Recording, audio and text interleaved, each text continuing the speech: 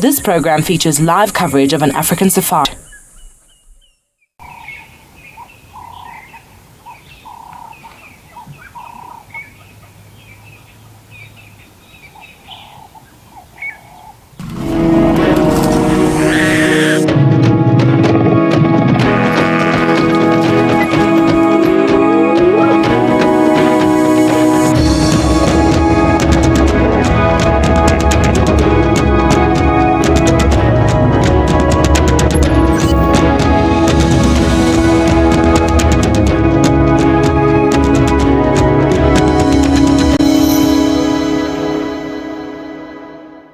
Good afternoon, everybody.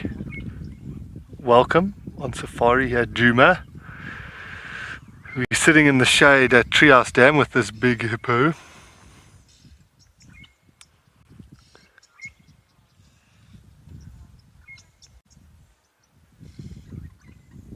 Just hiding himself.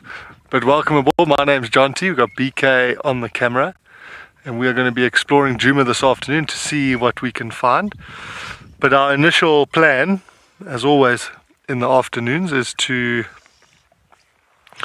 stay in as much shade as possible. And we've actually got a really good spot where we are now.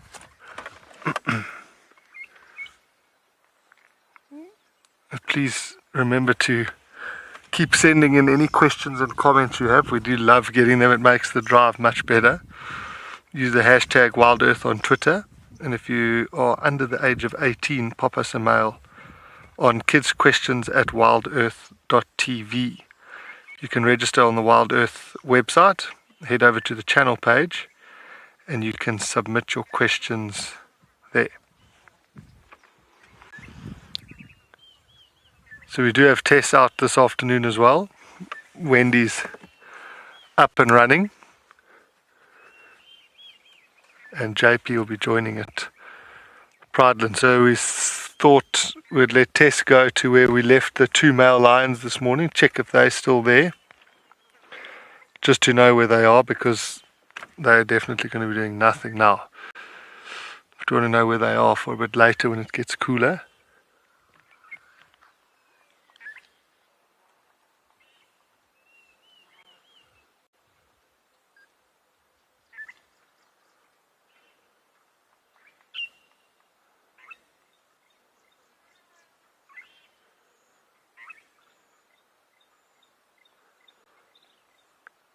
This is nice, taking it slow. And watch the birds along the edge of the water.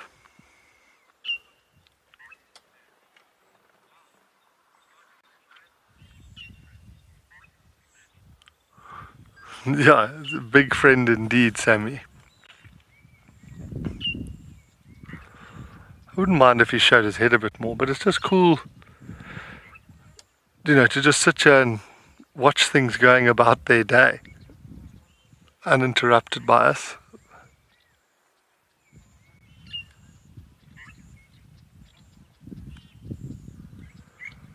I'm surprised. I thought there would be more water in this dam.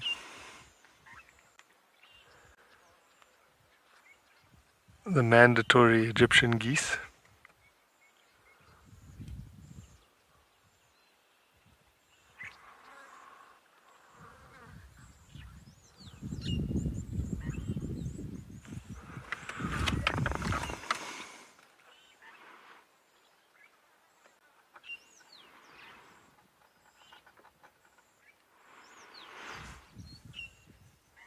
You can see the very coarse hair on the hippo's ears. Oh, the oxpecker on the hippo's head.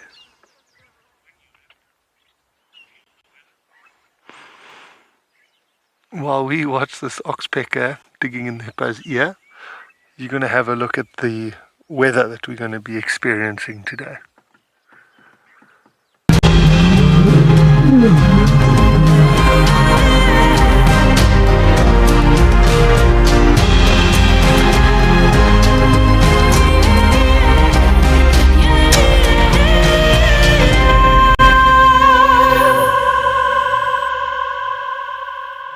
Good afternoon everybody. I'm very excited to actually be here in person. I'm sitting at Gowrie Dam in Wendy with an implausibility of wildebeest and a lovely little bachelor herd of impalas, and I'm sure this is the same bachelor herd I saw this morning but on dam camp. My name is Tessa. I'm going to be your guide on safari this afternoon. Behind the camera today is Gerrit, and he is my superhero. He fixed Wendy for me today, so I'm very grateful. Yes, Gerrit and Marcel, they fixed Wendy, and now I'm back at the dam in person and appreciating the breeze as I'm sitting out in the bush. What a lovely way to start my afternoon. As I'm sure you saw with our weather updates, it is very hot today. There is luckily a breeze which is saving our lives at the moment with the heat, but you can see most of the animals are not too deterred at the moment. Some are in the shade, the rest of them are on their way to the shade but feeding as they go. So as much as we are going to be shade hopping today, I'm sure the animals will be as well. And so we are going to spend as much time as we can with all of these different animals in the shaded areas, preferably. You can hear a lot of red-billed buffalo weavers. Most of the other birds, though, are actually still pretty much resting through the heat of today. I think it's the hottest day we've had in a while. I know I said that a few days ago, but today is definitely hotter. And as such, our plans are going to be to dam hop a little bit this afternoon to see what comes down to the water holes.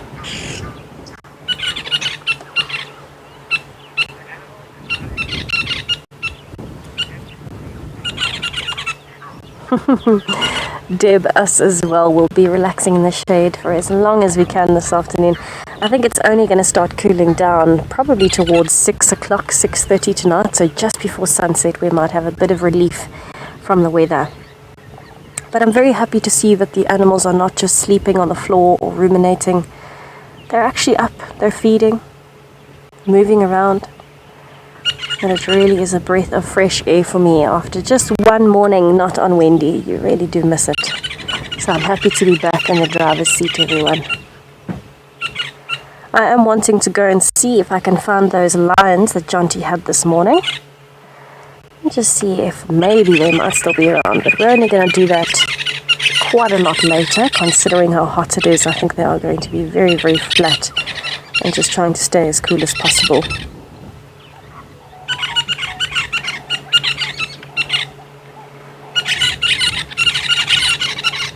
The sound of these buffalo weavers is really quite loud. I'm very impressed. They're actually louder than they were this morning on dam cam. Probably got a lot to do with the heat. So remember, the animals are very well adapted to these environments. You can see all the wildebeest are standing facing the same way, and that's because they're trying to put their body in a way that they're not too exposed to the sun. Oh, rock candy, yes, it's always lovely to see different species together. I particularly enjoy the fact that this implausibility has some calves. I think it's very sweet that there are some babies here. I'm quite surprised that there are only 3. Whoops, everybody gave everybody else a fright. There's only 3 calves with this herd, and I was expecting there to be a few more, considering the size of the implausibility, because realistically only one of them is actually the male. The rest of them should be his females.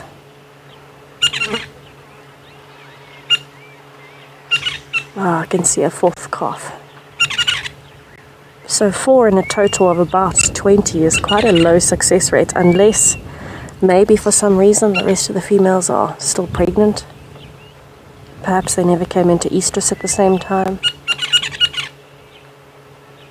Many possibilities as to why that could be.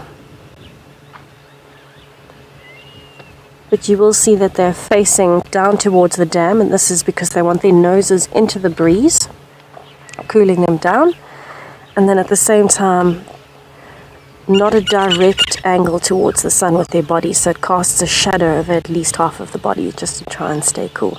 But I'm going to spend quite a bit of time at Gowrie Dam this afternoon just seeing what comes and goes. I'm really hoping that the animals might come down and drink just now as well.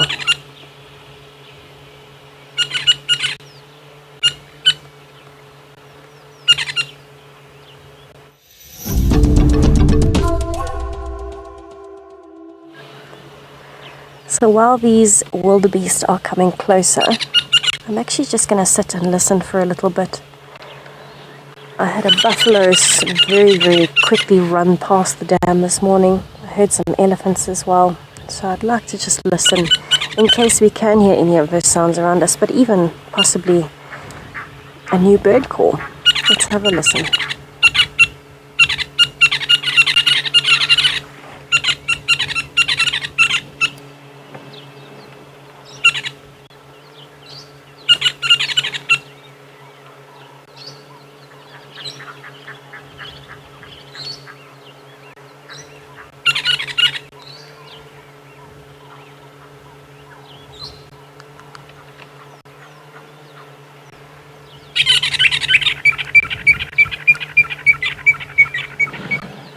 Such an unusual call.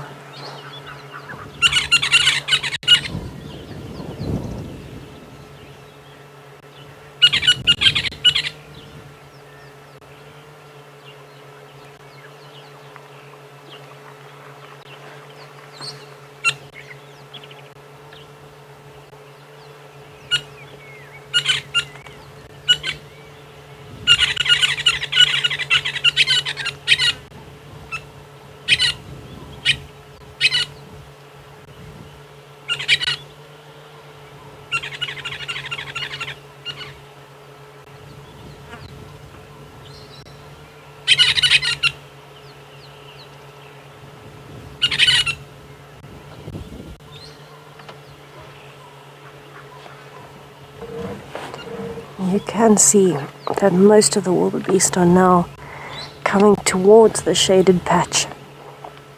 And that's because it's getting hotter before it cools off a bit later.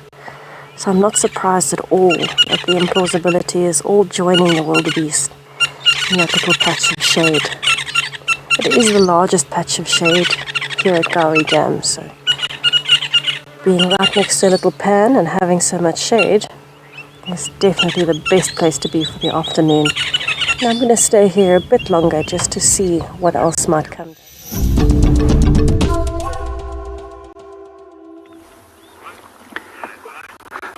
Good afternoon, everyone, and welcome to Training Pridelands. We are at the moment busy watching a buffalo bull which chose himself a very comfortable spot in the shade and inside the mud where he's busy wallowing. That's precisely what I would like to have done on an incredibly hot day like today too. And the temperature at the moment is roughly already 35, 36 degrees, and it's incredibly humid. And we can actually hear this guy huffing and puffing every now and then. So my name is JP LaRue, and behind the cameras we've got Davy. And for this afternoon, we've also got a guest on the vehicle, and we've brought Morris along. And Morris is going to assist us with tracking some animals this afternoon. In the meanwhile, let's see what our buffalo is up to, and then we'll explain to you precisely what we're going to get up to for the afternoon. We're pretty much going to go from waterhole to waterhole and use the shade in our favor.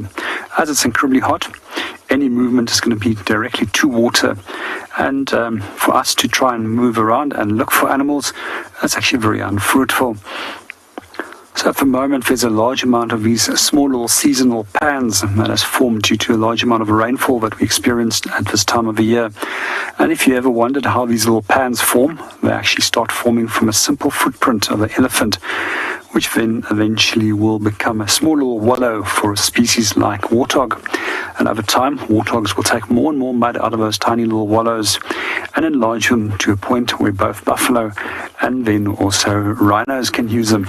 And eventually they do become large enough so that even species like elephants can use them. And in some areas, that's how incredibly large pans also start to form. And those can even be occupied by species such as hippo. But it's not only the big animals that benefit from them and animals that would like to come and drink from them. We also see there's a host of frog species as well as insects which will also benefit from these pans. What you'll also notice is when the seasons and at the end of the season, when the rain comes to an end, and we no longer have any water in these pans, that's when the animals will start moving towards the larger dams.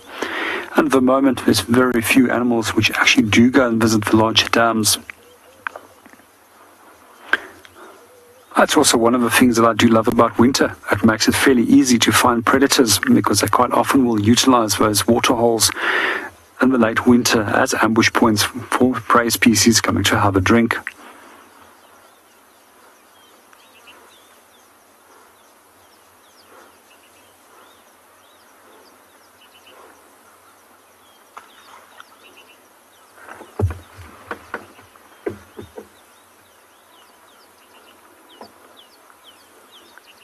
We can still hear him blowing. He is so uncomfortable from the heat. It's just really.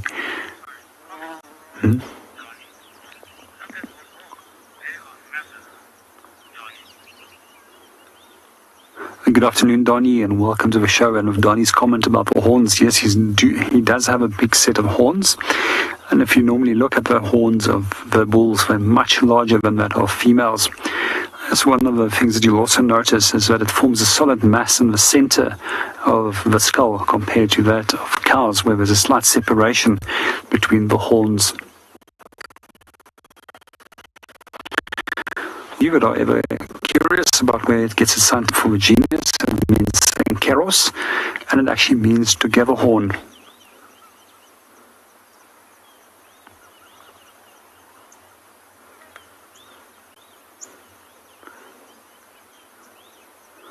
And those horns are very effectively used as weapons when it comes to fighting for females and to gain dominance, but also equally effective when it comes to dealing with predators. Well, we're going to sit here for a little bit longer and see what our buffalo gets up to, and if anybody else comes wandering past the pan. And in the meanwhile, let's go and see what Jonty is up to.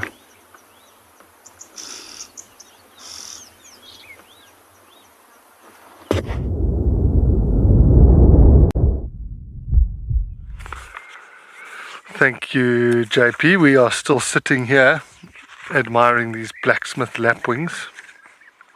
I was trying to do my best hippo impression to see if we could get the hippo to lift his head out of water, but no joy. It actually made him go further further underwater.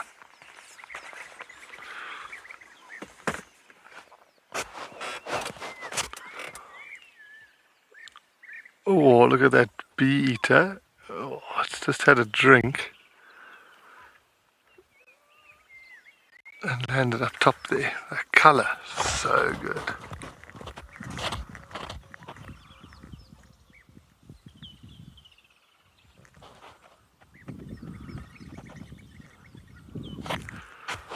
Really beautiful birds. The hippo is back.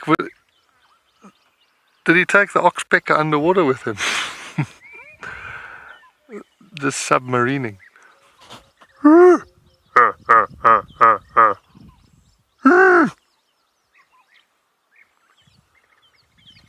I think my hippo is rusty.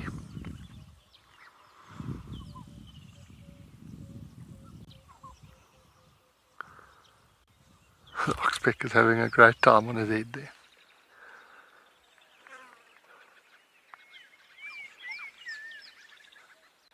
It's interesting, a squirrel has just sort of started alarming.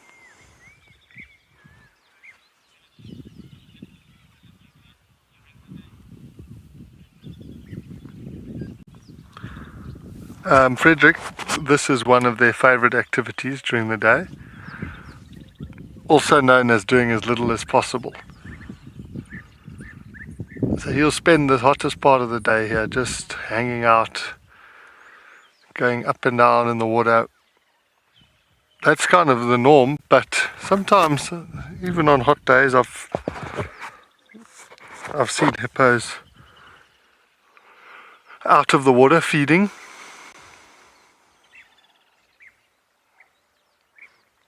But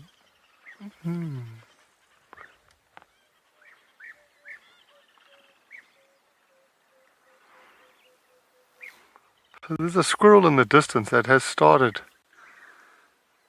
alarm calling a little bit. So we'll just keep a lookout. I mean, it doesn't necessarily mean there's a leopard or a lion around. It could mean there's some other animal that could pose a threat to the squirrel, a snake or a bird of prey. Oh.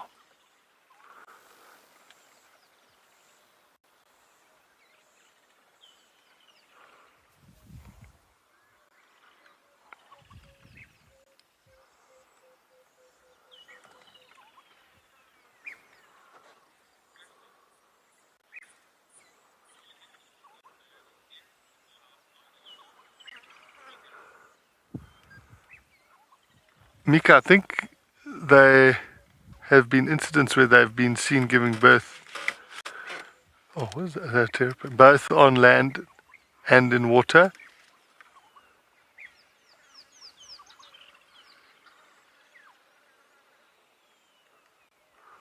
I think actually Lauren and Darby saw one being born at Chitwa Dam. Oh, what's here? What's this hippo going to do for us?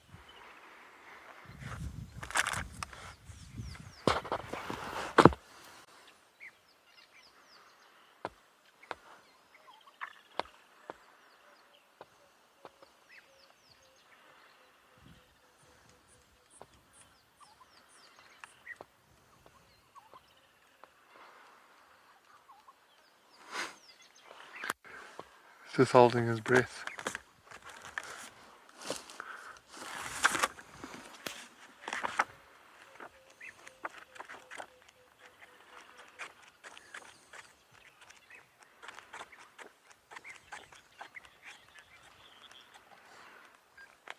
While we continue to enjoy this shade, you're going to head over to Tess, who's on a bumble.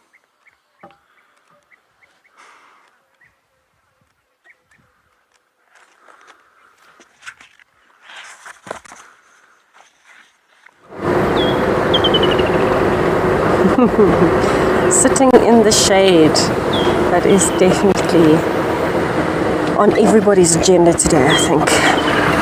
So I've actually just left Gowrie Dam. Our wildebeest and impalas moved back up towards the thickets on the edge of quarantine, so I've decided to come along the Mulawati drainage line, just down towards Twin Dams, take a slow bumble past Chilapan, see if we can find our family of hornbills at Twin Dams and just see what comes along.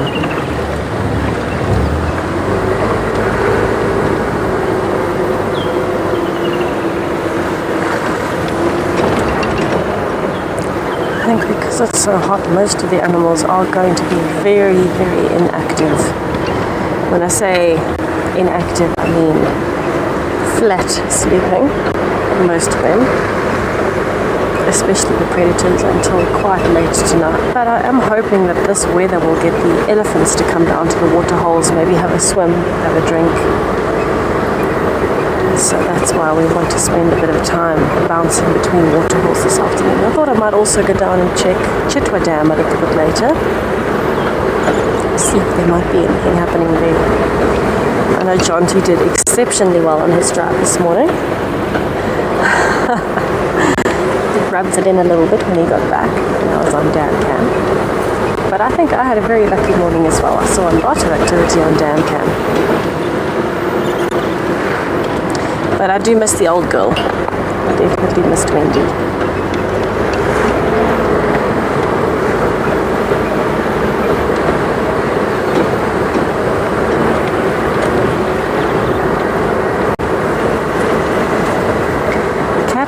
Yes, there definitely are cheetahs in the Sabi Sands, but because the Sabi Sands is such a high leopard density, in fact it's the highest leopard density in the world per area. Oh, slender mongoose running across the road. Because of the high leopard density, and there's a lot of hyena and lion activity, what that means for the cheetah, because the cheetah is the smallest, it's taller than a leopard but weighs less, it's the smallest and the lightest of the big cats, And because they normally tend to live alone, quite solitary, they've got less defenses and they're much more vulnerable to predation than a lion or a leopard would be. So wherever there are very high lion, leopard and hyena populations, you'll find less cheetahs because naturally they can't coexist as easily as lions, leopards and hyenas could together because they're not as strong. They're in a whole different strength category compared to the other big predators. So we do have them moving through occasionally. I've seen tracks of one or two on Djuma. I have been here where there have been cheetah reported coming in from Buffelshoek or down towards Torchwood, but I have never seen a cheetah on Djuma. I have seen cheetahs in other parts of the Sabi Sands though. But they are much more vulnerable, so they do need to be very careful. But you can see the same thing happening in leopards, for example, when we have a lot of lion movement on Djuma, the leopard activity decreases drastically because the prides will very easily outcompete a single leopard in its own territory with all the different territories overlapping. So leopards become very scarce when there's a lot of lions around, and cheetahs will be very scarce whenever there's other predators around in high densities. It's also part of what makes the cheetah so vulnerable. That's why there's hardly any left on the planet, let alone in the Sabi Sands or the Kruger National Park. They are too vulnerable to predation because they had to sacrifice that scale again, the balancing scale between the different things that you need to survive, because cheetah have adapted to be so fast. They had to be light and they had to be small to get that speed. If they were heavier and bigger, they would never get to that speed. So that was their adaptation, as opposed to leopards and lions, which are a lot stronger, but they're slower, a lot slower. Lions being the slowest of all of them, purely because of their size. So that's why they've adapted to have prides. So all of these little intricate details really do shape the characteristics that we know about each animal, but also the behaviors and the social activities as well.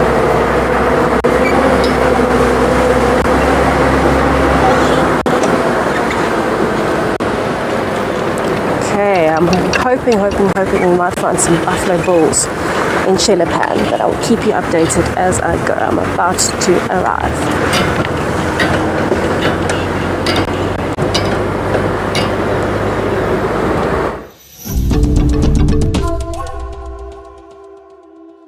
I'm just enjoying some scenes here. Still that treehouse dam. I'm just going to let you take in some of the sounds.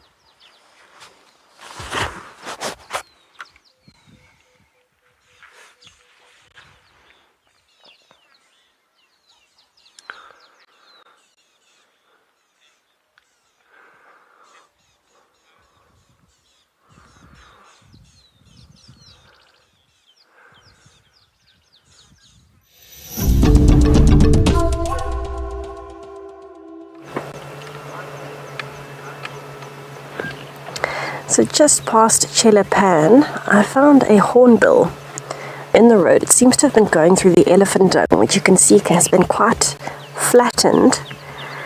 And you can see it looks like it's got holes poked in it, and that's all from this hornbill's beak. Very common in the southern red-billed hornbill to go through elephant dung. Surprisingly, not really looking for fruit though. Definitely looking for flies, dung beetles, larvae, any high-protein insects that it can find. But it's taken a break. You can see it's hot. It's opened its beak a bit, so you can actually see the gap. And standing with its wings hanging quite low to try and get a breeze underneath the wings. It was in the sun when we arrived, and I think now it's just enjoying the shade a bit.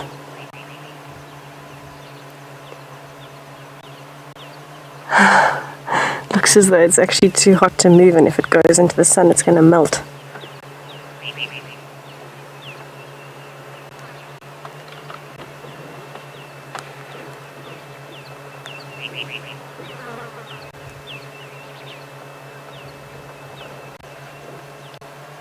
I think it's just trying to face into the breeze a bit. But it looks almost as though as if it's gotten wet, that same bedraggled look.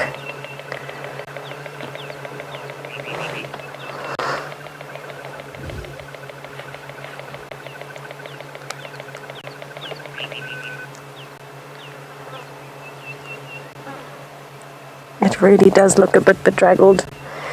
It's almost that look of when you've had a bird bath and you're kind of just hanging there with your feathers almost touching the ground, trying to dry off, looking a bit displeased. But it's actually just from the heat. I'm sure this bird is really trying hard to stay cool today.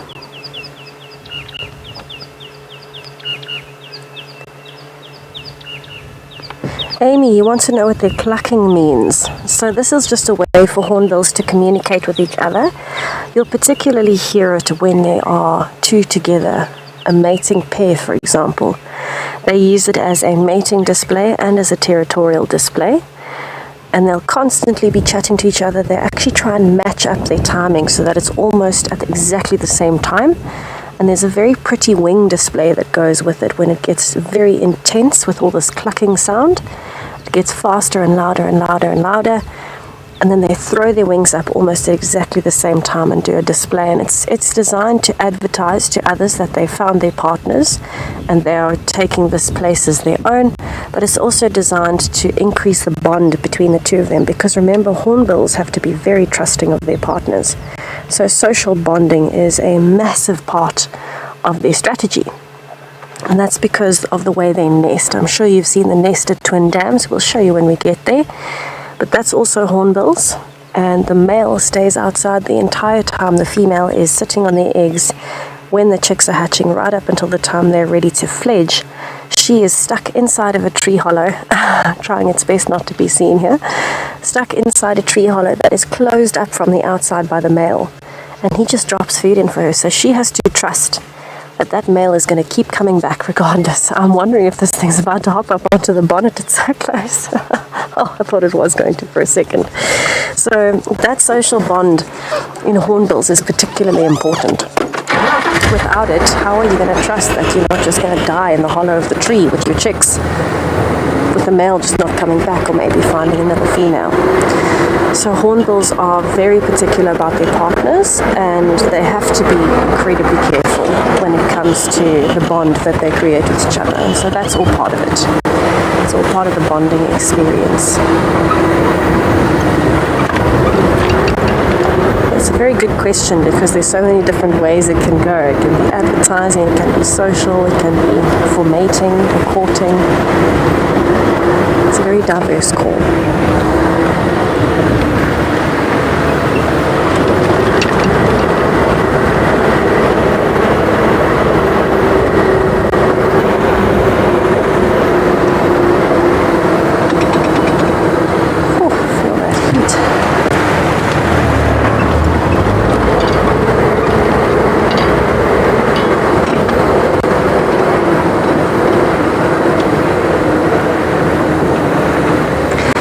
Darien, I'd say most of the time we see hornbills, they're on the ground.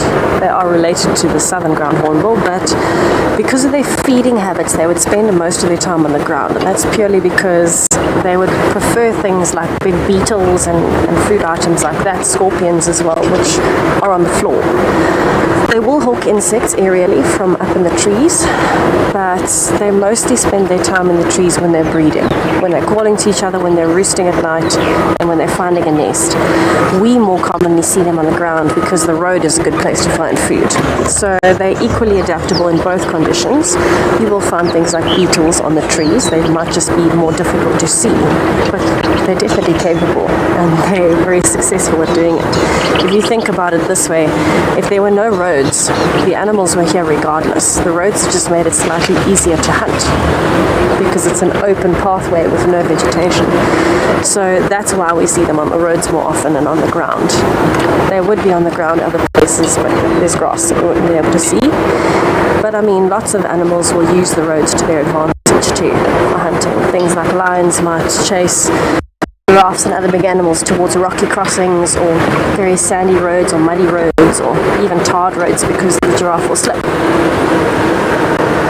And for hornbills, it's not quite the same because they don't need to take something down that's bigger than them, but it is just an easier way to see things.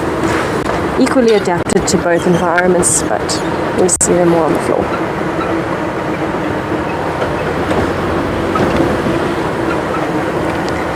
It is the perfect day to be sitting at a dam with some snacks and some ice cold cool drink and just watch the birds come past.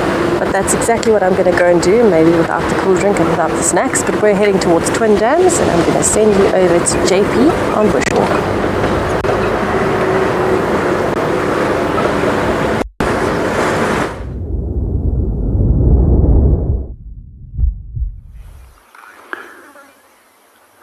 Welcome back to Eco Training Prolands. We still have our buffalo bull and we've been watching him wallowing and rolling in the mud, and eventually he's got up and he went to go and rub himself against a rubbing post. And this is one of the sure ways of getting rid of all the itches that the ticks as well as all these biting flies are creating. We find that they quite often have a large amount of parasites on them. However, that doesn't seem to affect them too badly, except if something else actually starts affecting their well-being. And then you will see that the tick numbers normally will increase on those individuals as well.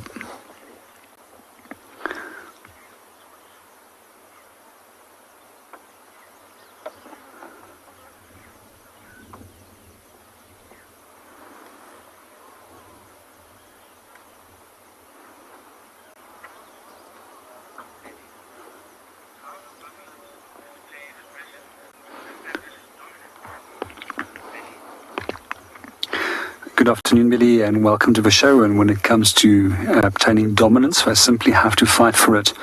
And we normally see that fairly large bulls will intimidate younger bulls, especially purely by size, and that will normally work effectively. But when it comes to equal size individuals, that is where it becomes a little bit more tricky.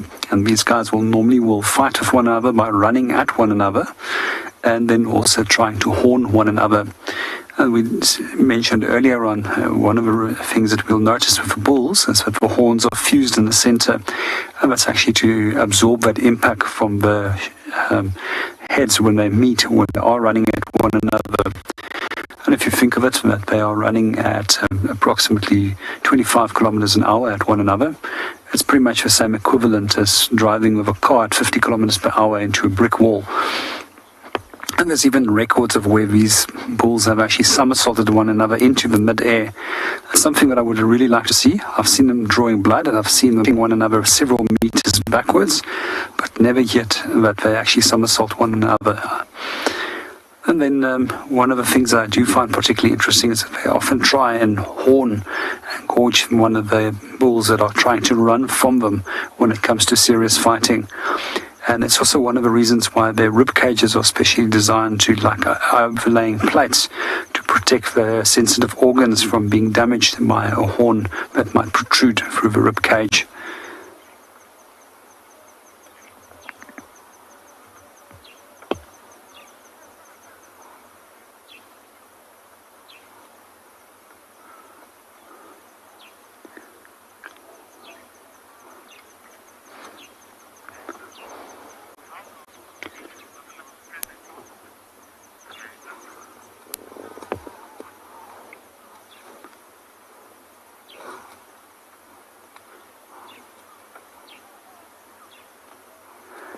Good afternoon, Samantha, and welcome to the show. You've caught me off guard there with the gestation period, but if I remember correctly, it's roughly some 10 to 11 months.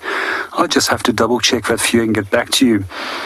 That's something that I haven't given thought for quite a long time now.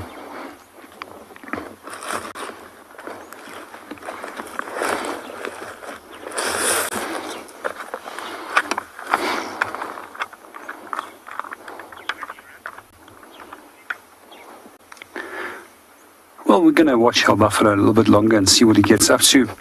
And then probably going to move on and see what else we can go and find for the afternoon.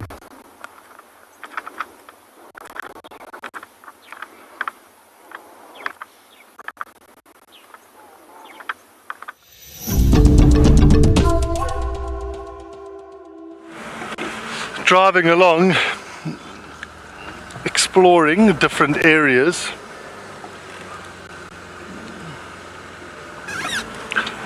And just seeing, we just saw some impala run out in front of us. Everyone's kind of hanging out in the shade.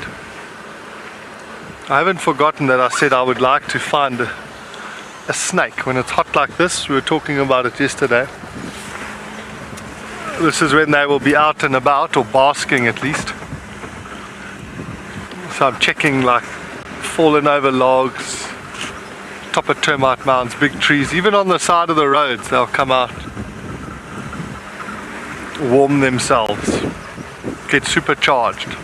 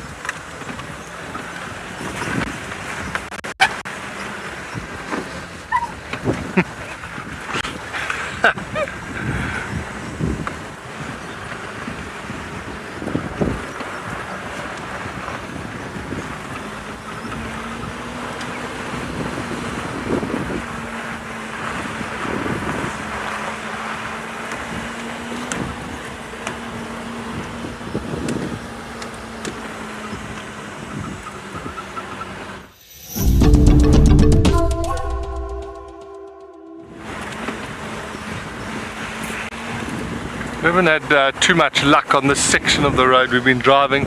We're kind of going into the last area where male leopard had moved in yesterday afternoon. So I wanted to just come in this area, check if there are any tracks.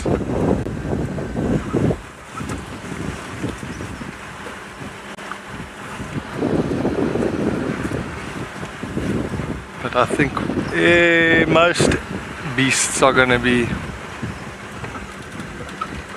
chilling now, completely. It's only us that are, I'm not sure what the word is, to be driving around now. This is hammock time.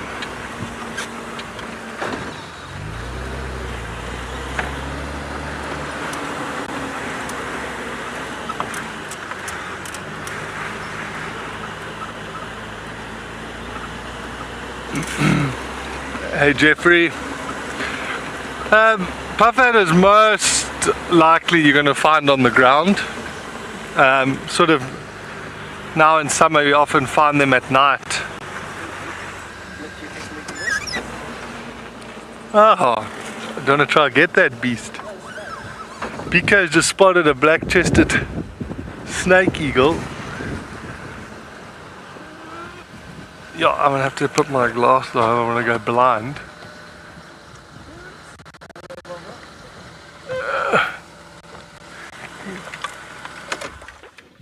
Whoa, look at that.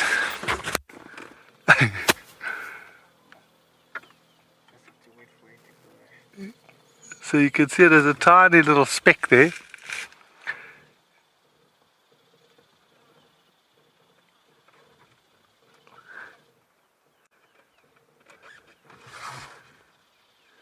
It's so hard to stay with them. The BK's doing a good job. Look at that.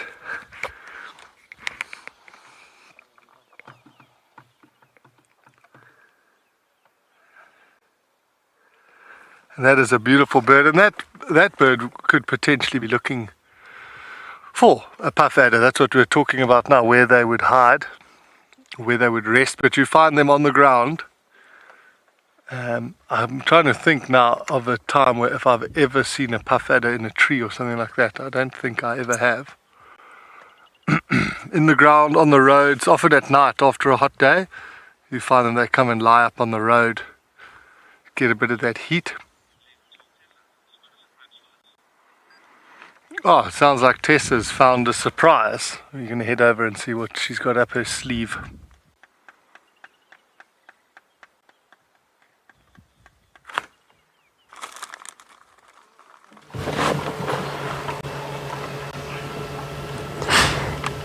We got here just in time, everybody. I'm actually going to have to move. It looks like Mohawk is going up to the dam. Oh my goodness. As we got here, he was sitting up. He gave us 2 big yawns and he's gotten straight up to head towards the waterhole. I'm going to have to race there to see if he's going to drink.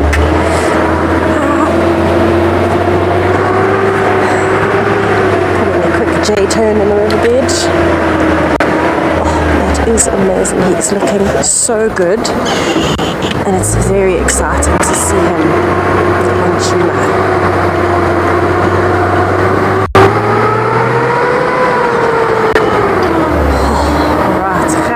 Hold on for the bumpy section.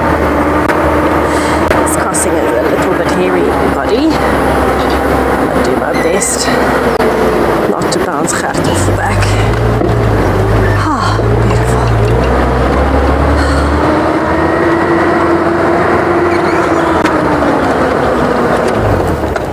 Alright, he is drinking. Yay.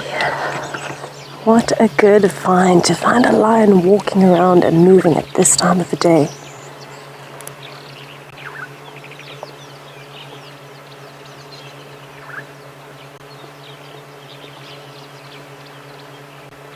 If you listen, you can hear him lapping the water up.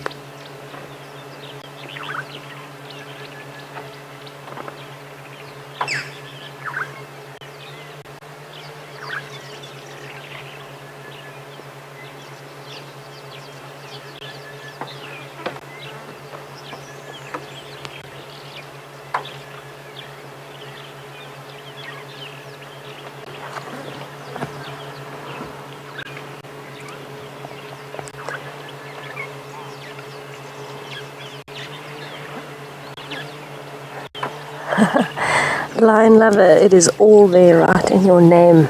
It is incredible to see this up close and look at him in this golden light. I am blown away, the mane blowing in the breeze. He's just looking so happy. Looks like he's had a good meal too.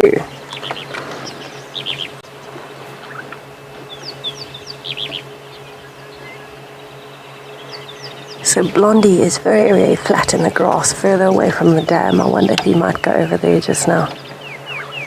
Oh, just finding a patch of shade under the guarri. Sniffing us to make sure of what we're doing. And about to flop down.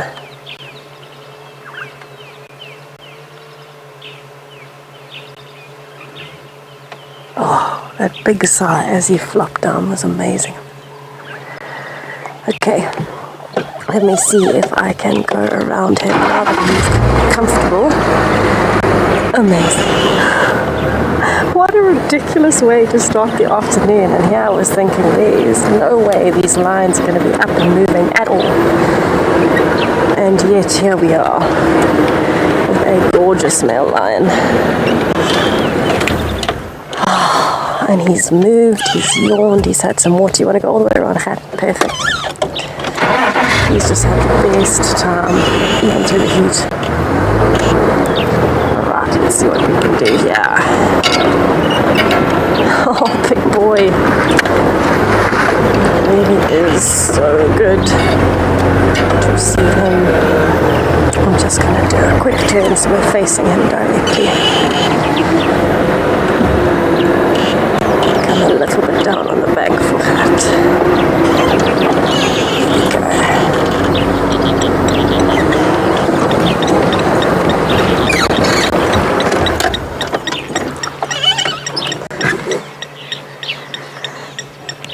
Henry, I'm very excited with this find.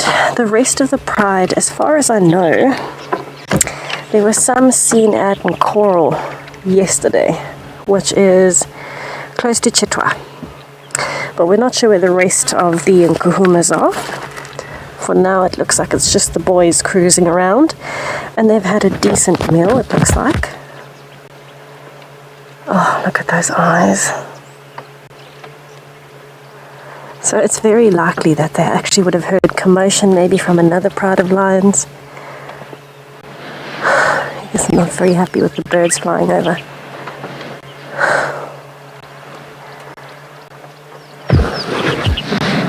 I can't see the birds. But he's not so happy with some birds flying over. So I think what happened was, because we can hear other lions calling, we heard them last night coming from maybe Manyeleti, Gari Gates at these dams, somewhere there. These two are very full, and I know that Mohawk walked past Dam Cam not so long ago. I think it was about 2 nights ago. So they probably went all the way up north and had some food that they stole from someone else, and have come all the way back down again, back towards the Nkuhumas. Just want to see. I can't see a single bird. Looking for the clouds. Yeah, maybe he is looking for the clouds, looking for some shade in the heat. But he's definitely seeing something, and I think his eyesight is just a lot better than ours. And so he's following movement, but we can't see it with the naked eye.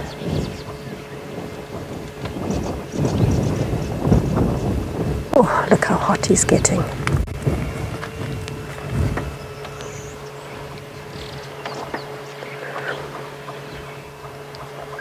Oh my goodness, are we having the best afternoon for such a hot day?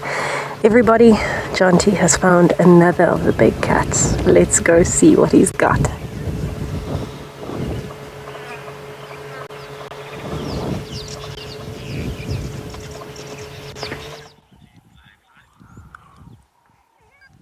Thank you, Tessa. We'll also let you know where these ones are. You can come look tomorrow. No, I'm joking. But so interesting. We saw the first one, and it looked like it was intently stalking, and then we saw the other lion in the grass. But amazing to see them moving. I think this one is stalking something. I'm just going to reposition the car so I can see what's happening. We've just got to go slowly in this grass because we definitely don't want to drive over a lion. I think there's actually a little pan here. Maybe that's what is there. They're having a bit of water.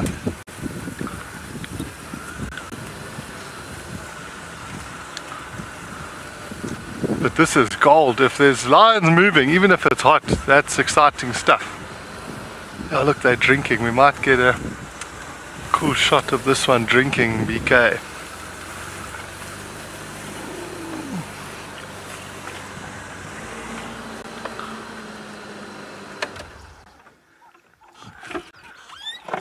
You can see how this one's panting. Listen to it lapping up the water.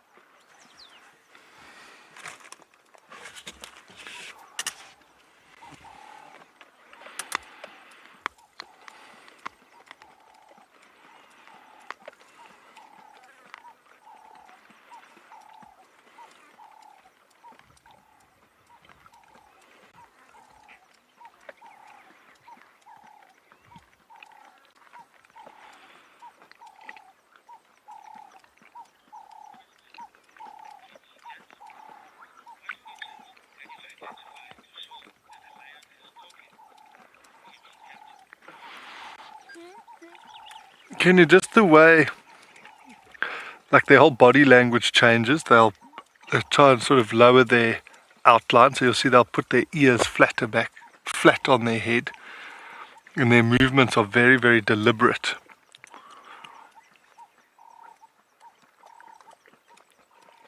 So that one just got up and is drinking from another puddle, but the way that they were almost breathing, they've either just tried to catch something and it's got away, or they've been walking for a while because they are panting. You see there's a third one coming here now. So I think they've tried to catch something, and they would have split up, and now they're kind of regrouping. Be interesting to see.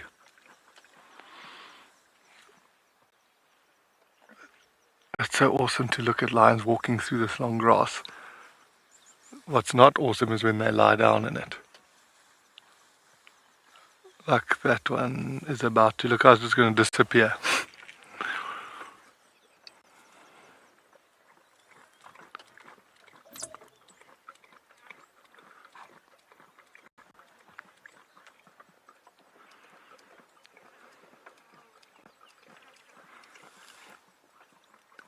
See, now I can hear. Sounds like impalas snorting on the road that we've just come on.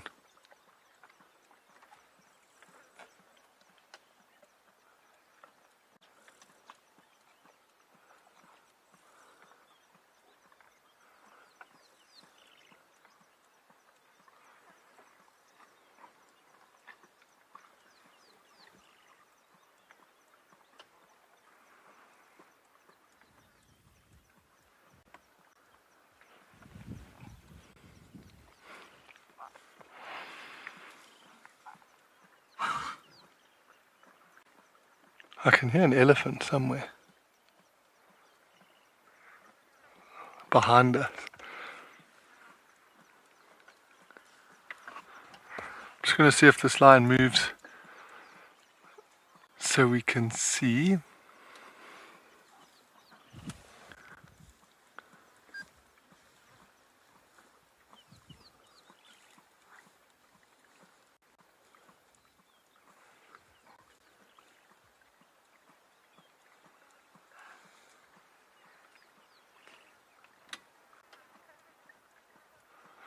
I just want to go forward and see if we can see these impala that are shouting, because there might potentially be more lions that are going to come back to this position.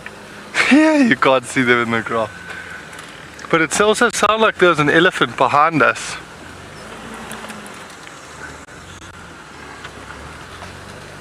That is frightening. When I turn and come back, I'll show you that lion just disappearing. But I just want to go the impala running away there.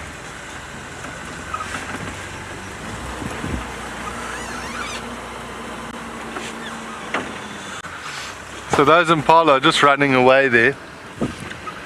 I'm just going to reposition us here so you can see how well camouflaged these lions are.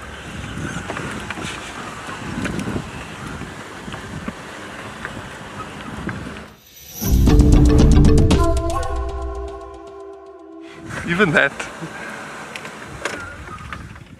So have a look on the screen here. There's two lions in there.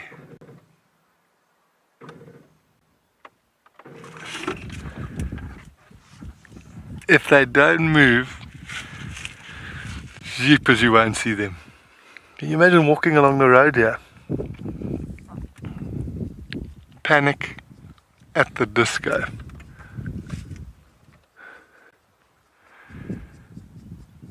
You'll get a fright. And so will they actually, because they'll probably sleep now in the shade. After that bit of activity, here's one going to come, it's walking around the back.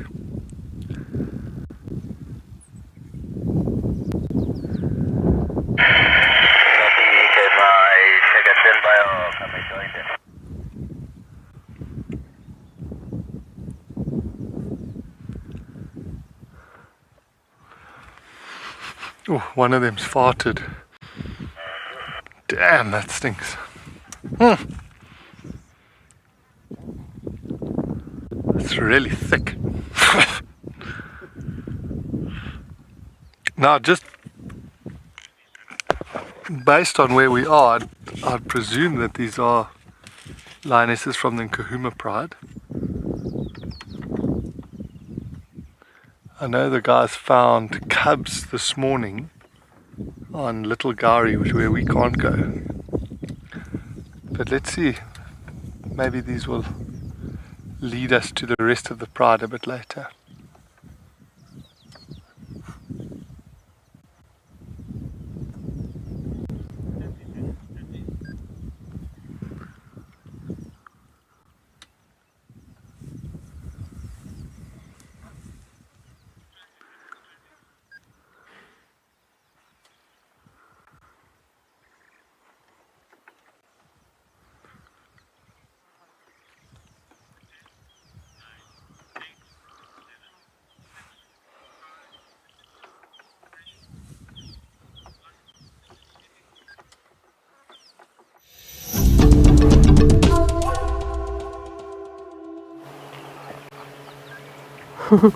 We have come around. We left Mohawk.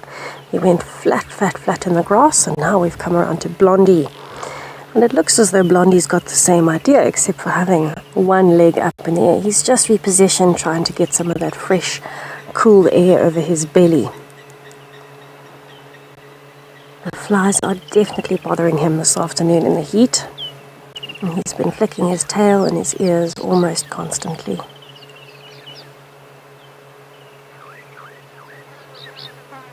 Very typical lion pose with a big belly. And a nice big patch of shade in the lush green grass.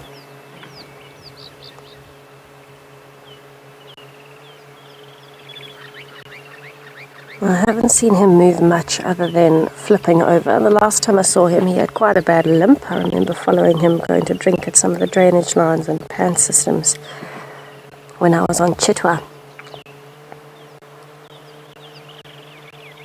That was in fact the same day I first met the 7 Kahuma cubs.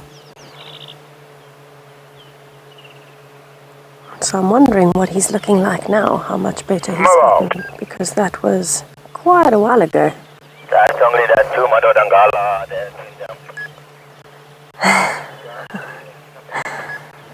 They are much more awake than I thought they would be for such a hot day.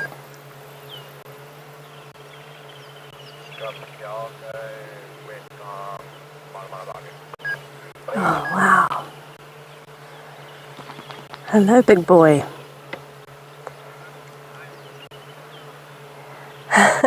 Mpo, I am amazed. Honestly, jaunty with lions, us with lions.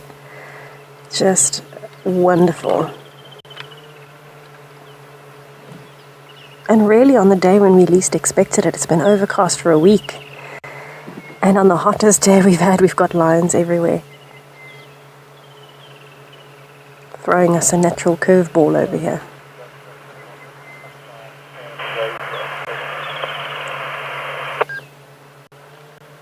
You can see he's watching us quite carefully.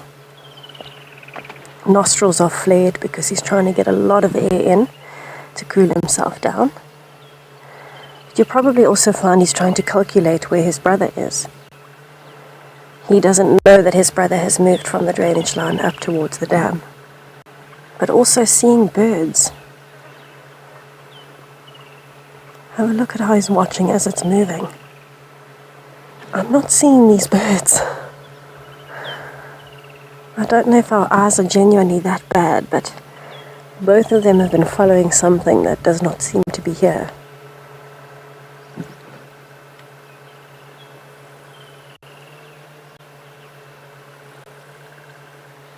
He's extremely focused on that area. He's looking towards the Mulawati. And I don't see a thing behind us.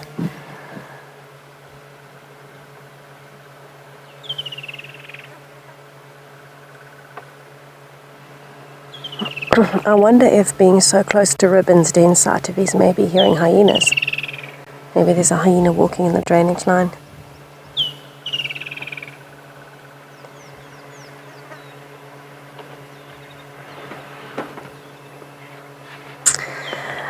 Deborah, yes, the male lions are very vicious with each other, and this is mostly for two instances. The one is anytime there's a carcass. I know John T was talking about it this morning, but whenever there's a carcass, male lions will fight to feed first, and often if there's one on one end and one on the other, they can rip it right in half in their fighting. The other situation is when it's time to do some mating. If there are females in estrus within the pride, the lions will actually fight each other to be the one to mate. You often find, though, that regardless of all of that fighting, whenever they're given the opportunity, they will quickly sneak in and see if they can mate with the females when the brother's not looking. So I know with even the Talamatis, all three of the Avoca brothers, Darkbane, Blondie, and Mohawk, all three of them ended up mating with those lionesses. So it certainly does happen, but they are very protective of the lionesses in particular, so it does tend to turn into some fairly ugly fighting. They don't want to kill each other, but they certainly want to make a point. So it can be very intense, and I can tell you it's a very scary affair to watch, very noisy. There can often be blood, and it's quite terrifying how quickly they move. But the rest of the time, they're working together as a strong bonded coalition, defending the territory, defending the pride and the cubs, and keeping each other company on their patrols.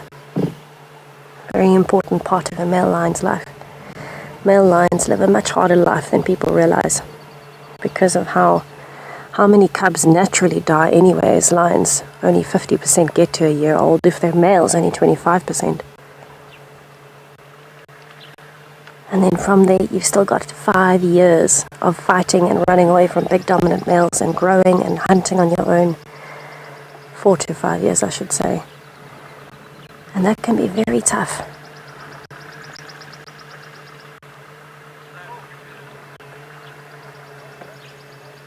But he's certainly having a well-deserved nap this afternoon. You can imagine how much time, energy, blood, sweat, fighting, how much of all of that it's taken for these two to get to this point. So a well-deserved lion nap is exactly what we're watching at the moment.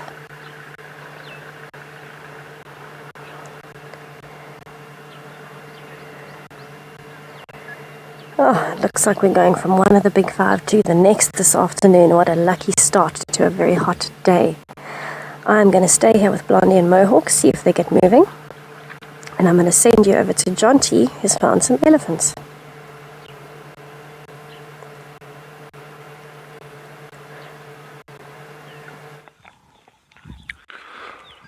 Thank you, Tess. Yeah, we're just watching an elephant. It's a cow and a calf walking away from us. We keep trying to follow them.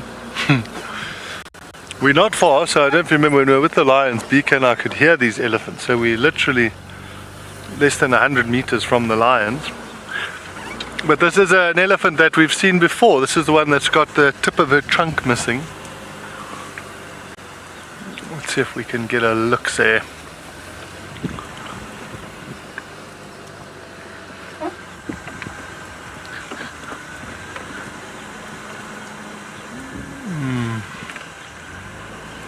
She's not wanting to be seen. I'm going to try one more view here. I don't really want to push her. You don't want to push an elephant. The lions are just over there. I was saying to Bika, it'd be pretty cool if they went and mud sort of splashed around in that mud wallow that the lions were drinking out of. But looking at her face, it looks like she's already been in the mud.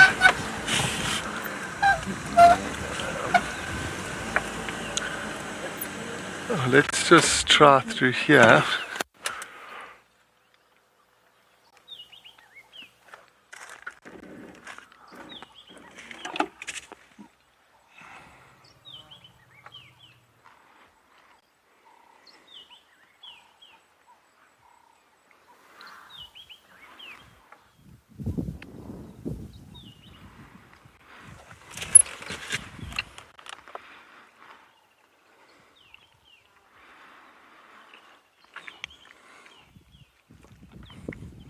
tough. We can just see the top of her head and her ears flapping there.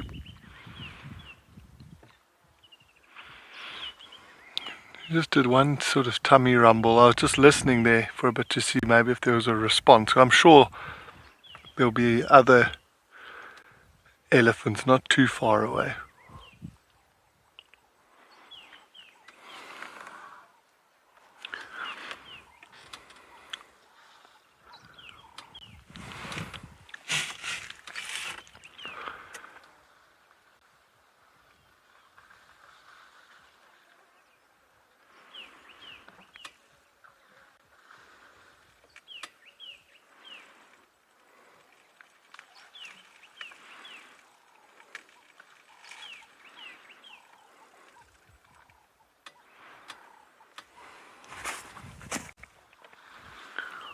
Oh, that tree. I wonder if we go forward.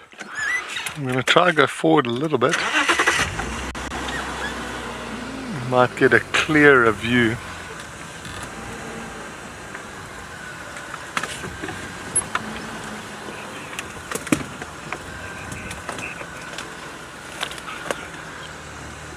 Leona, that's a really good question, and you definitely will see. Oh, this is so tricky in here. I've seen sort of older cows help younger moms sort of get to grips with raising a calf. How quickly did she move there?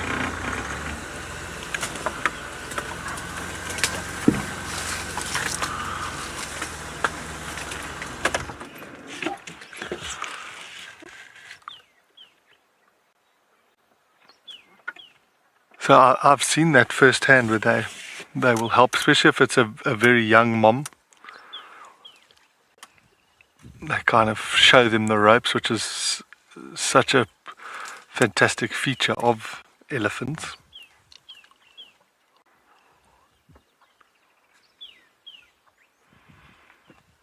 I can hear other tree branches breaking in the distance.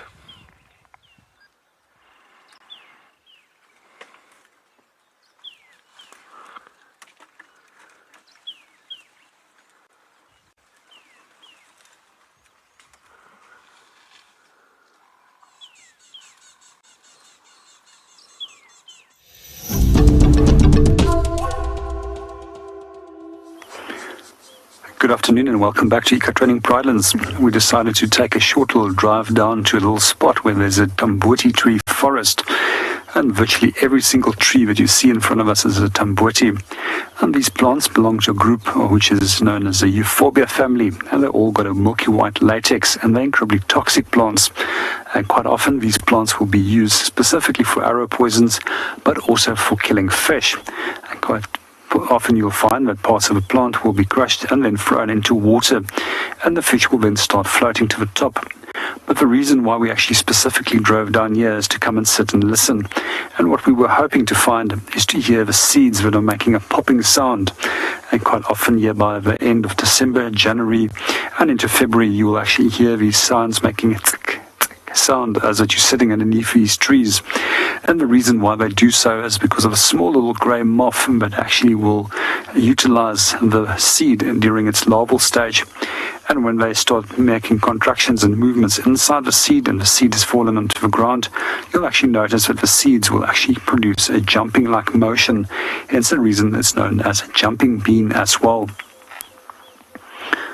These seeds also are quite often fed by quite a wide range of different birds, and sometimes I've actually noticed that both spurfowls and franklins will actually feed on them.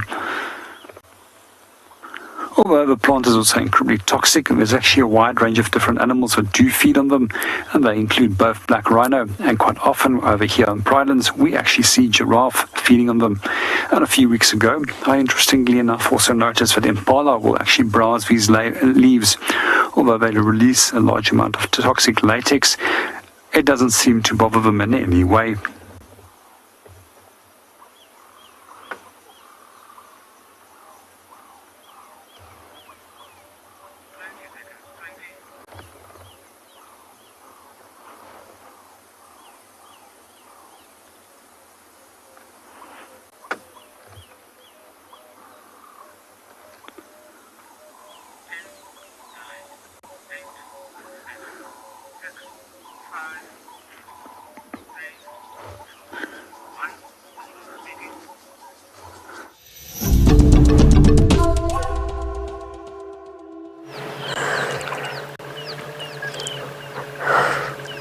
We have had as much of the movement as we could have expected this afternoon.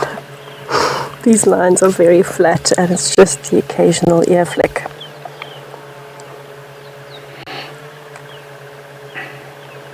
It is nice to see the golden light filtering through the guarri bush though, catching certain parts of his mane, highlighting the different colours.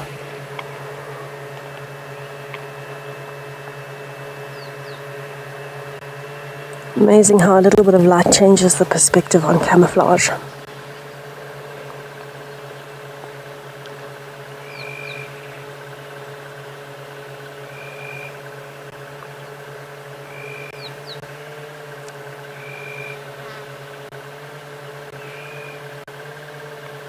You almost want to go and join him for an afternoon nap.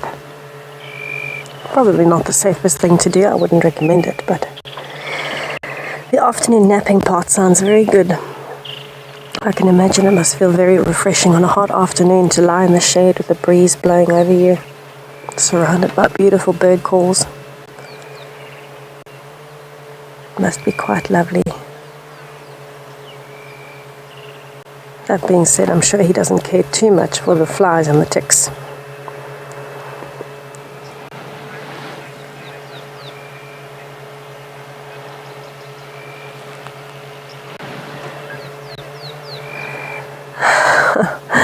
Wild women, yes, we can be very grateful we don't have manes. We're not wearing thick scarves and beanies and gloves.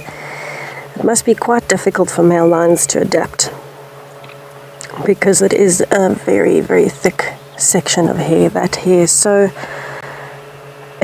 dense that you can't really even put your fingers through it.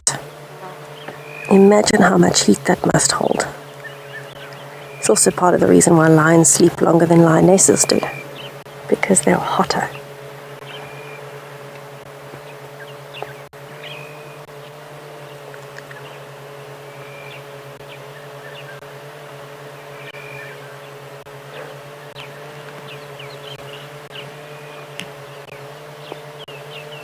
He really is looking so calm.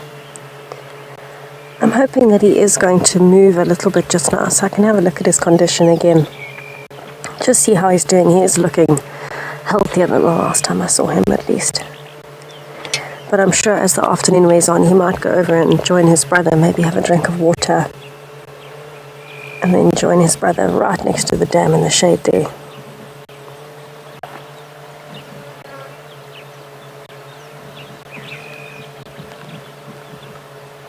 It amazes me that we are so close to the hyena den, and neither of them really seem to notice.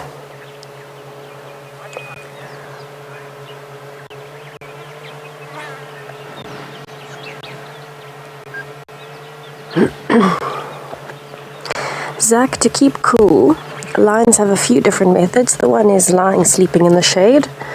The other one is body positioning. So exposing the largest surface area, the largest place on the body to the breeze, which he is doing at the moment. He's lying with his one side down so his other side can cool off. The third is evaporation, which actually ties into body positioning.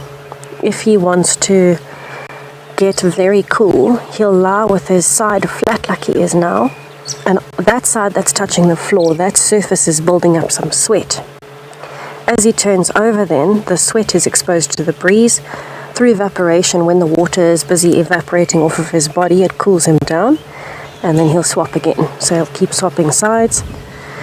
And then another one also feeds into body positioning, but this is more after a meal in particular. He will angle his stomach into the sun because unfortunately protein is very difficult to digest. So what a lion would have to do is to try and cool the stomach down and keep the body functioning at an optimal temperature. He'll need to lie on his back with his legs open, preferably, so that the breeze is wide across his stomach. And he'll put his stomach into the wind, and that will keep it cool. Another good method is just drinking a lot of water.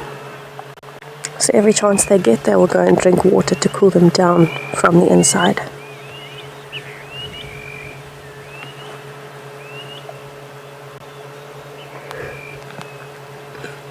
A little bit different to leopards. Leopards would be climbing up in trees to get high up in the breeze and in the shade. Lions can't really do that. They're not too good at climbing. Well, they can climb, but they're not too good at coming down. Especially a big male would be a little bit too heavy to climb up a big tree. But I think, it makes a lot of sense when you look at the kind of lifestyle that a lion has to adapt to heat like this. Sleeping is your friend. Definitely your friend. You don't want to be using energy because when you're moving, your body is using energy, which means it's heating up.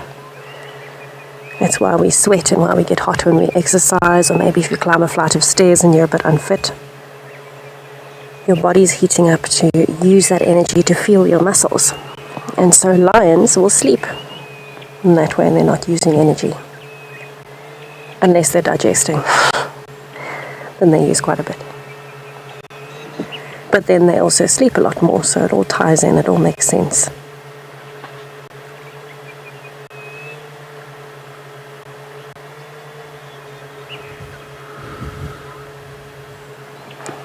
I can definitely understand why he's sleeping, because just by me sitting here, we're in the shade.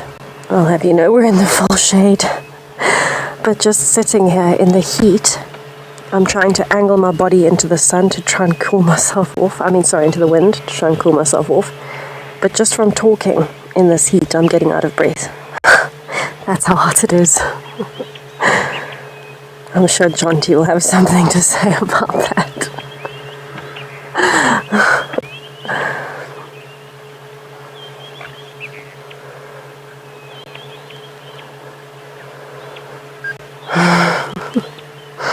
So I can say I'm very grateful that we're sitting in the shade on a comfortable vehicle. I don't think I'd be walking around in the seats. I'd take my hat off to JP, who's on bushwalk, and I'm going to send you over to him to see what he's got.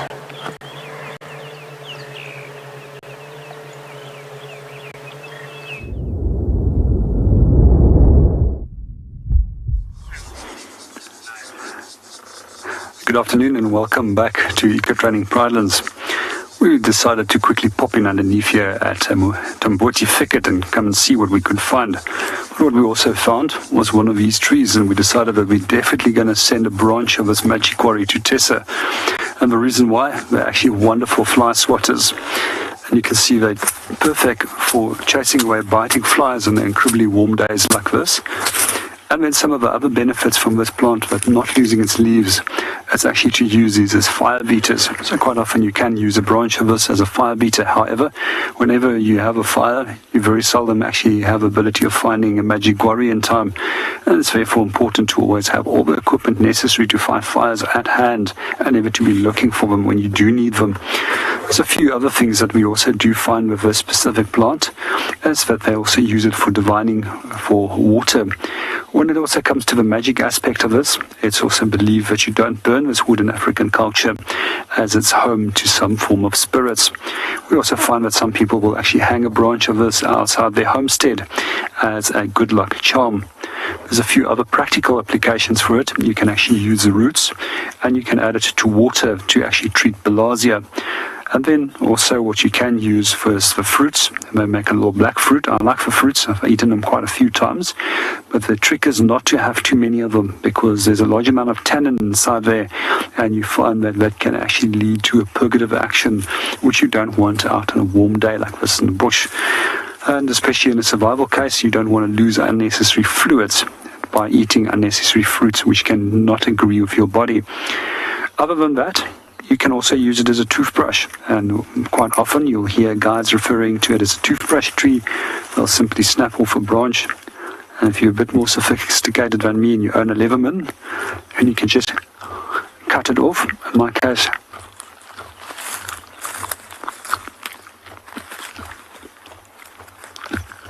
you just chew it like they traditionally would until this point becomes frayed. And now you can start actually using it as a toothbrush. Other than that, we also find that the roots of this plant is quite often used as a dyeing agent, and especially when you are starting to use lalapalm leaves to actually weave baskets and you want to create intricate patterns, with opposing colors, that's a perfect dye that you can start using to dye those lalapalm fronds.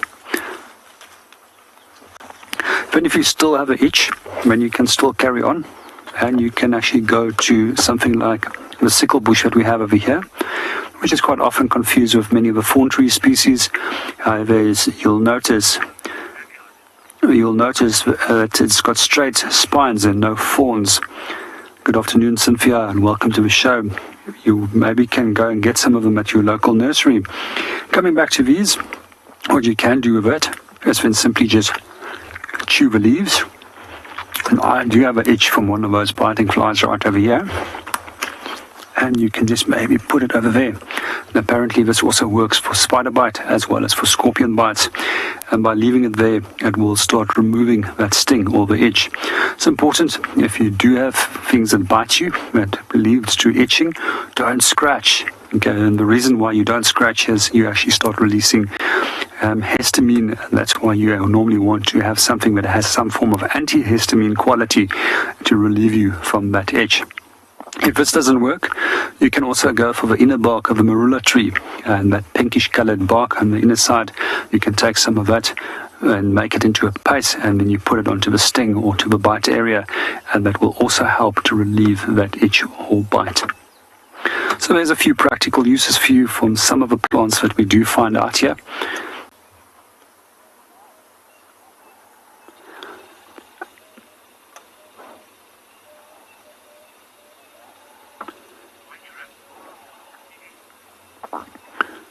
Well, we're going to start moving on and go and see what else we can go and find.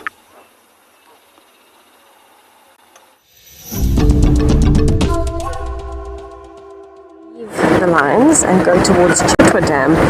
But as we were leaving, we noticed some impalas that are walking straight towards the lines. I don't think the lines are going to do anything. I think they're a little bit full. But it's worth spending a minute just to show you kind of where they are. So from here I can't see Blondie, but I can see Mohawk. And I can see the impalas. So the impalas are just on the edge of the dam and right at the top end. Mohawk is very flat and the impalas have not picked up on anything yet. So I want to see how this plays out. They've smelled something now.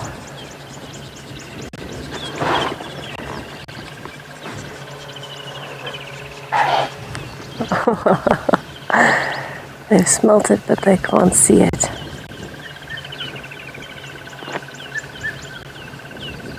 Have a look at that body language, all of them standing facing into the wind. Ah, now they've seen him. He's now got his head up, and so now it's an absolute giveaway. There's a lion there.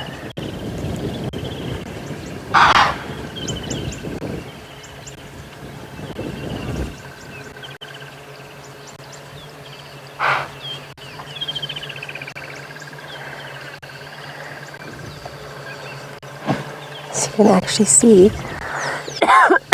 the one impala is actually moving closer to kind of try and intimidate Mohawk. I've seen you can't surprise me now.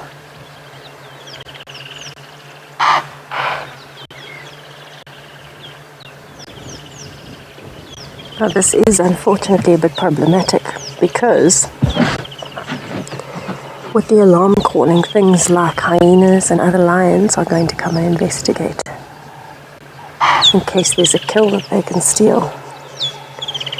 So you can see Mohawk is alert and he's looking around himself, not because he's scared of the impalas, but because he's scared of the implications of being spotted. Very fascinating interaction.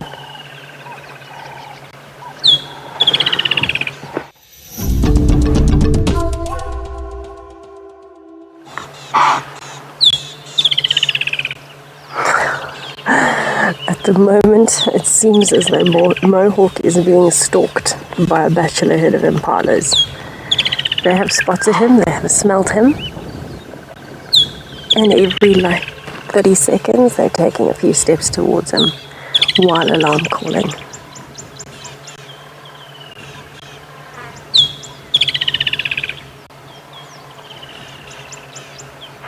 Mary crossing to the west. So this is the kind of body language we would be looking for when we're looking for predators and we're looking at animals that are looking alert. We would be looking at things like these impalas standing straight up, looking very tall, focused on one area, and an alarm calling.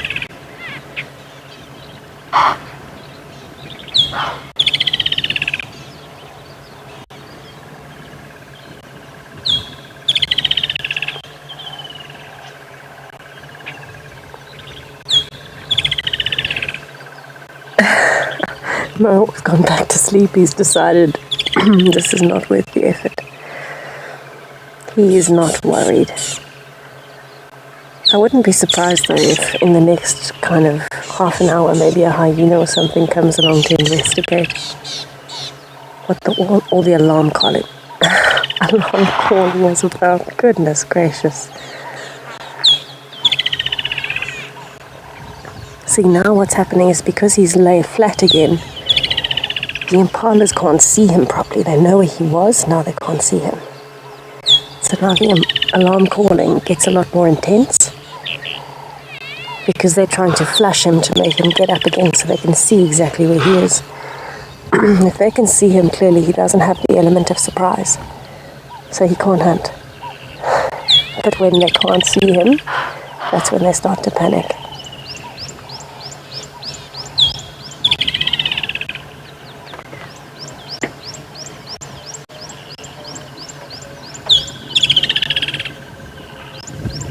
What an interesting interaction. Some of the impalas have gone back to feeding.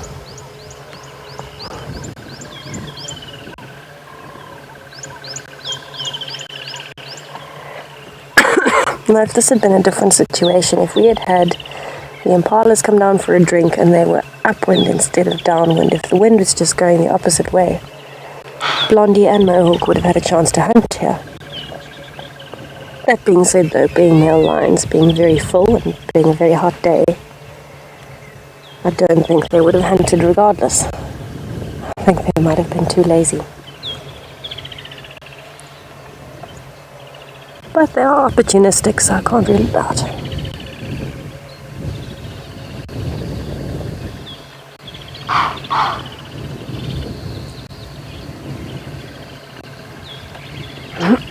Of the whole group of about 8 bachelor boys, there's only 2 that are still looking and alarm calling. The rest have gone back to feeding and relaxing. So that definitely did not last long. But I suppose if you've got sentinels in the group and there are people looking out for you, then you feel a bit more relaxed. So with those 2 individuals watching carefully, they know that they can't be snuck up on at this point.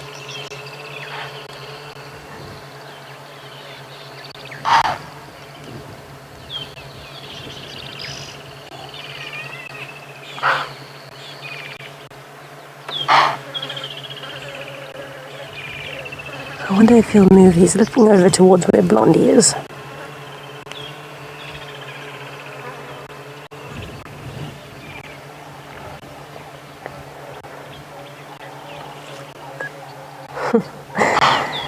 Alright, so we've got action over here. And it sounds like Jonty has got action on his side as well. So we'll send you over to him while he's following his big cats while I wait and see what mine do.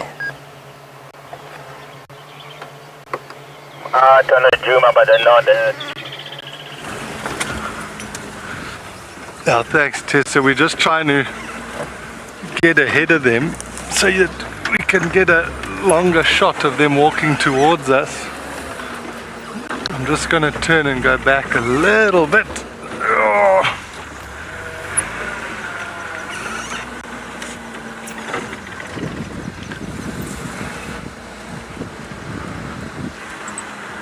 That should be good, huh?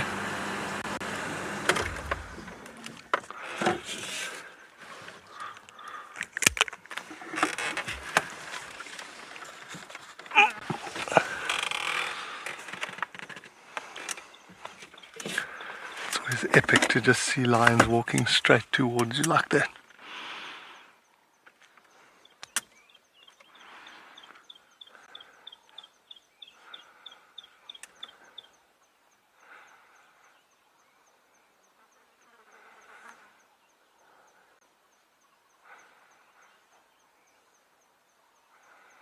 It'll be interesting, you'll probably see they'll all cut off in the exact same spot. One of them definitely wants to move more than the others. This one that's leading.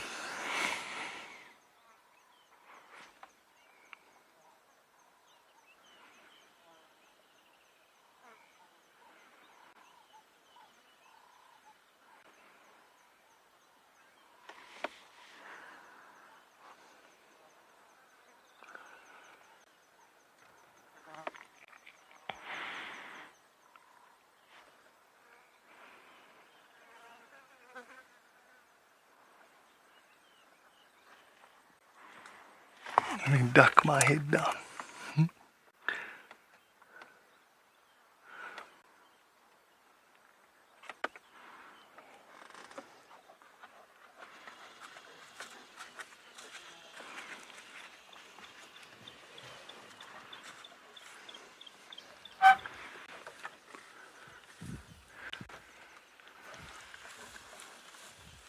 You can see they're looking well fed, and there's some suckle marks there, so I think they're going back to the cubs that the guys called in earlier. Let me just turn us, because I think we're gonna lose them.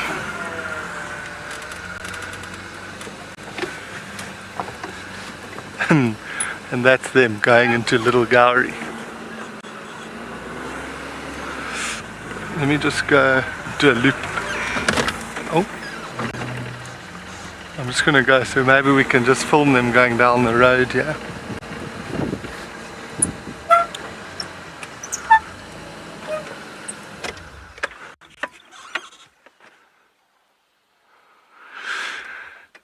And that's it. They came.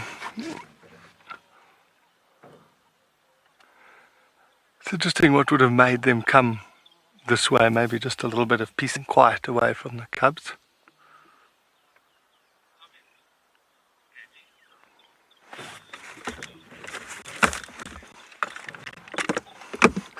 Yeah, it is amazing, you do get a little bit used to it, but I do remember my first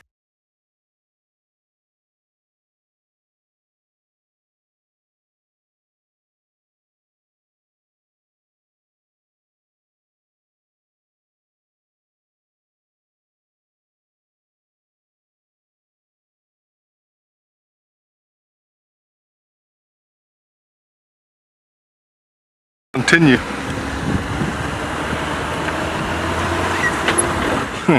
Have to come back here. Whew, but that was awesome. To see them like that was a bit of a surprise, because like I said, the cubs got called in, so I didn't think we would get to see those adults, so that was pure chance that they were up here.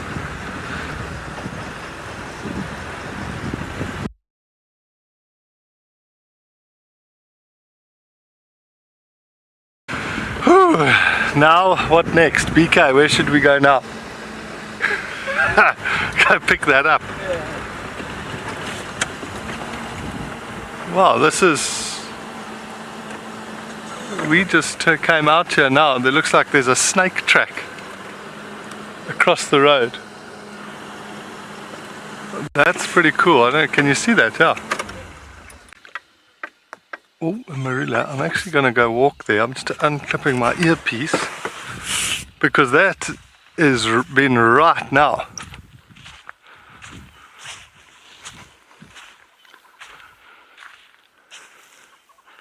And you could see how fast it was moving. So it might have even got a fright by us driving there. We tried to get around the front of the lines, and you could see how it's pushed this side, that side, this side, that side, that side. It's gone.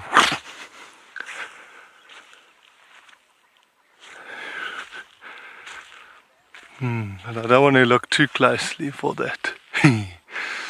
But that's what I would like to see, as a snake crossing the road. That's pretty cool.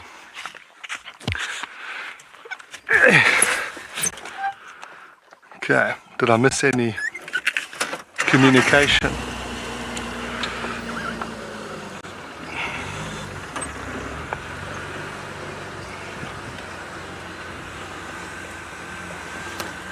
So I think we'll just go carry on taking a nice little slow drive. and see what's out there.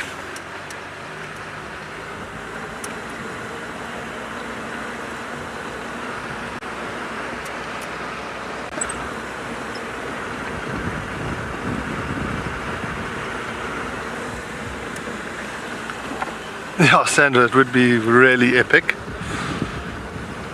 The station, I've just left those 3 lionesses from the Nkrumah Pride. They crossed south at the Little Gowrie sign. I was just letting the guys know that they've crossed back over their side.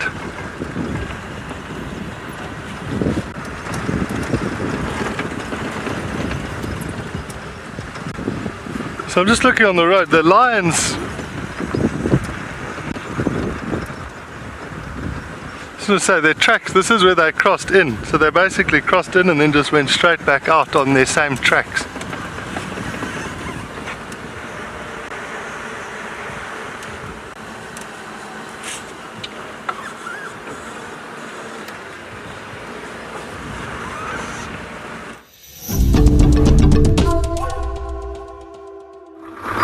Good afternoon and welcome back to Eco Training Pridelands. At the moment we're driving to our next waterhole. And the reason why we're going from waterhole to waterhole is it's incredibly hot and incredibly humid.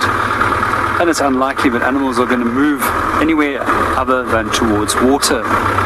We're just going to go and quickly look at a pan that's known as Buffalo Pan and see if there's anybody that came in for a drink. It's also always a worthwhile place to go and have a look and see if there's any fresh tracks, as would we hope that might indicate where we might be heading next. And one of the things that we did find at that specific waterhole was actually tracks of a leopard the other morning.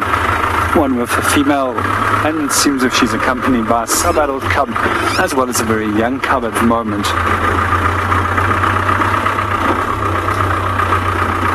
And meanwhile, we're just going to pan the camera around and just listen to the sounds of nature and the Land Rover.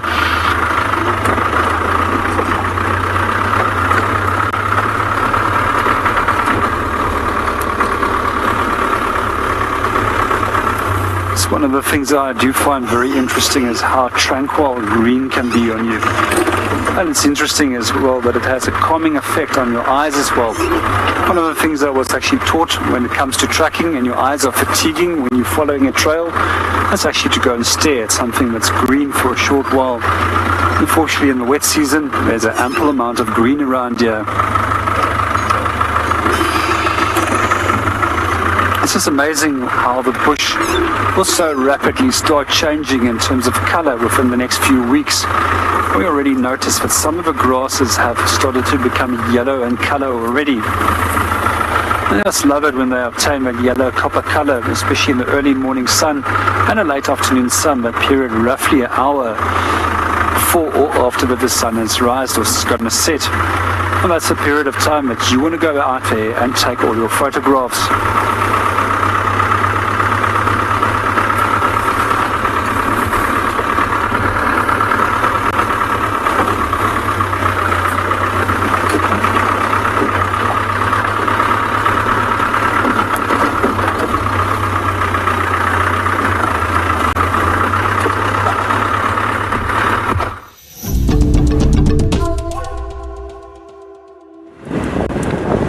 Okay, so we have left those lines. We're going to go drive a road called Black Monkey Orange. That was our plan initially. Go see if there was any sign of the tortoise pan male leopard. And we did hear lots of elephants in that area now, so we might get lucky with some elephants.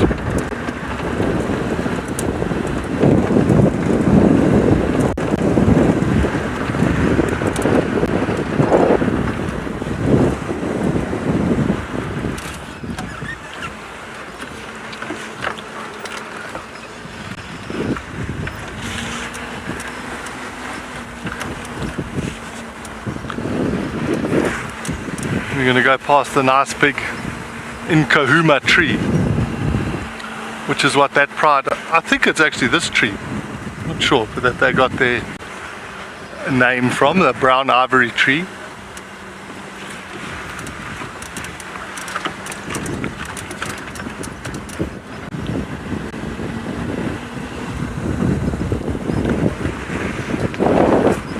I do love that sort of the traditional naming method of prides or leopards.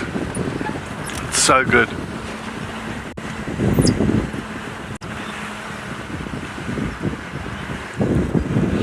Hannah, when you're bubbling, I'm just always looking for anything that's different, if that makes sense, rather than looking for the animal itself. But yeah, so a bumble is like, well, for me, my version of a bumble is to go out without any specific plan, and then depending what you find, if it's fresh tracks or if you hear the sound of elephants mud wallowing, or if you hear a lion roaring, or whatever sound or track, whatever sort of gets your attention, and then that almost becomes your aim. That's for me what a bumble is. But it's got that initial part of it is like sort of, I'm using the word mindless, but obviously from years of experience, you're always taking in little bits of information, but you're kind of just going out without any sort of plan, just to see what is the bush going to tell you. I mean, the truth is we're always looking for something. We're always looking for tracks or animals.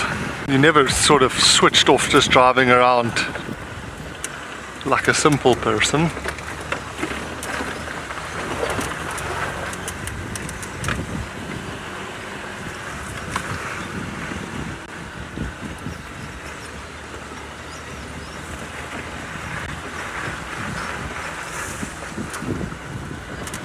Sinek, I've found in the Eastern Cape, we saw a cobra, a Cape cobra.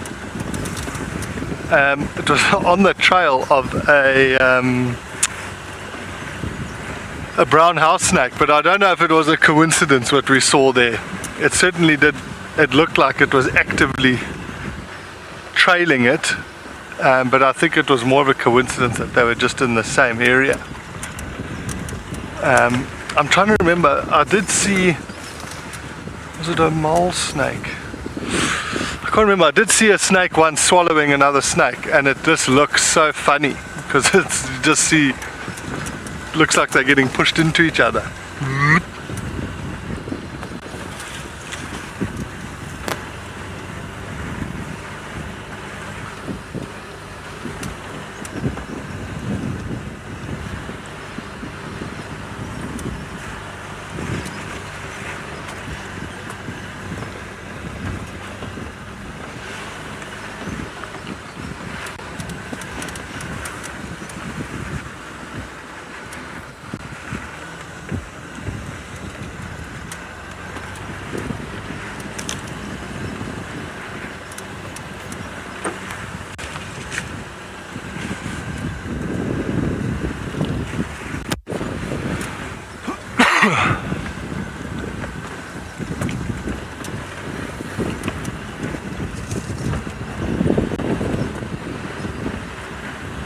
Well, we carry on checking along here. You're going to head over to Tess, who's now continuing her bumble.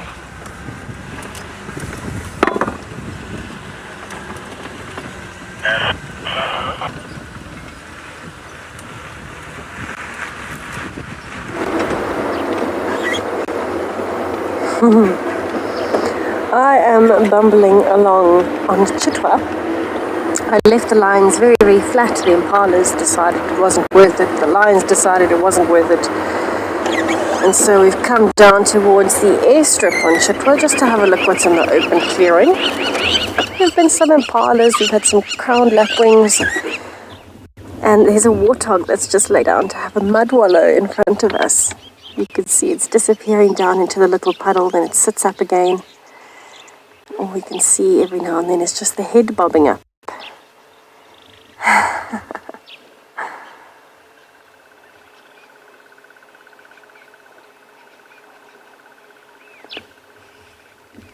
Is having a very good time. You can see it is being very careful when you're down in the grass like that. You've got to make sure that you're aware, but he is having a blast.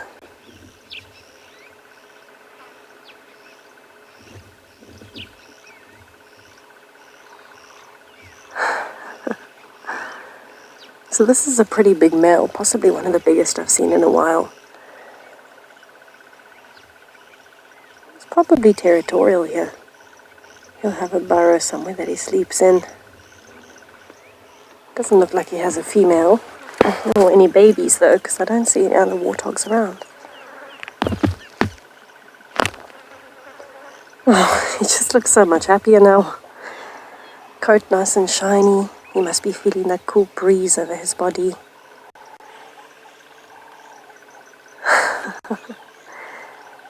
Reminds me of Jonty, except better looking.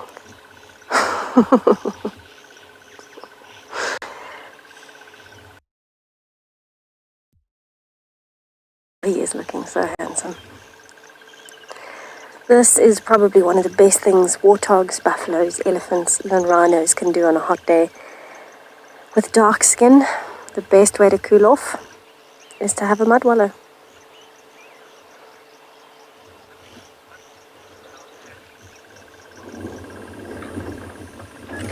Frederick, mud wallowing actually has a number of benefits and it depends on the animal. But just to name a few, example for this warthog, it's going to help keep him cool. That's the top priority at the moment. We're probably sitting on around 37 degrees Celsius at the moment. It's very hot, somewhere between 35 and 37. And on a hot day, if you've got a dark coat and you've got to keep walking around feeding, the best way to cool off while you're doing that is to go and have a mud wallow. It's going to cool his body down because the mud is cooler than the air, or than his body. And then as it dries, that evaporation process, the same as it would be for lions lying on one side, then flipping to the other, it's going to cool his body down as the mud is drying. Then it's got the added benefit that once it is dry, not only has it acted as sun protection the entire time to his sensitive skin, so he's not losing any body water, he's storing that, but it's not allowed him to get burnt. And then on top of that, when it dries, he can scratch it off, and it'll help get rid of things like parasites, ticks that are stuck on him, will hopefully get stuck in the mud as it dries, they'll get encased in it, and as he scratches off the chunks, then those ticks might come off. It's also particularly useful if, for example, he's been fighting with other males. If he's got a wound from those sharp tusks, he's going to have a lot of flies that are going to want to get into that wound. So what he'll have to do then is coat it in a bit of mud so that he's protecting it from infection with the flies, protecting it from maggots. For things like buffaloes, it will also help with joint pain. As buffalo bulls in particular get older, their joints start to get sore, they get arthritis. All the joys of growing old without veterinary care. And so that coolness can really help to reduce swelling, but also reduce a bit of pain.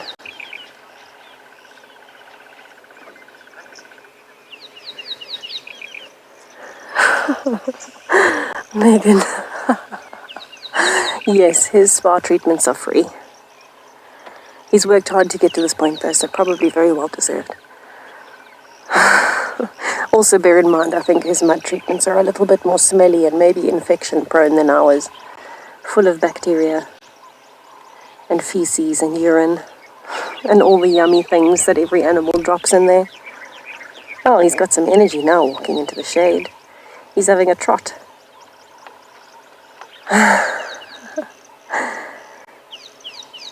And now it's time to go and feed.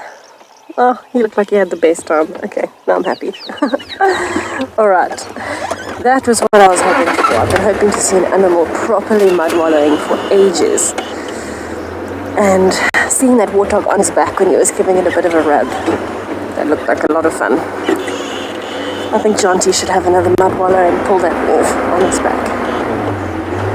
It would be interesting to watch.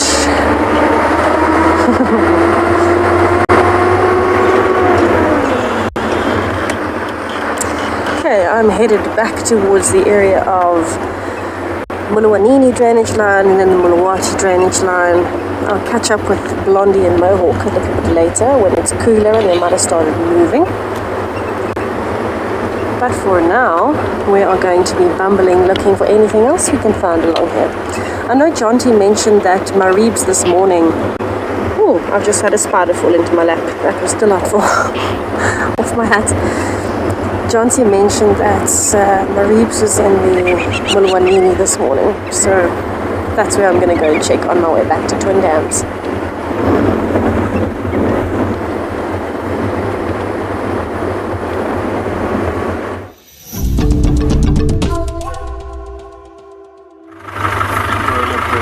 Good afternoon and welcome back to Eco Training Providence. We're just busy tracking a leopard, but we're on the tracks now.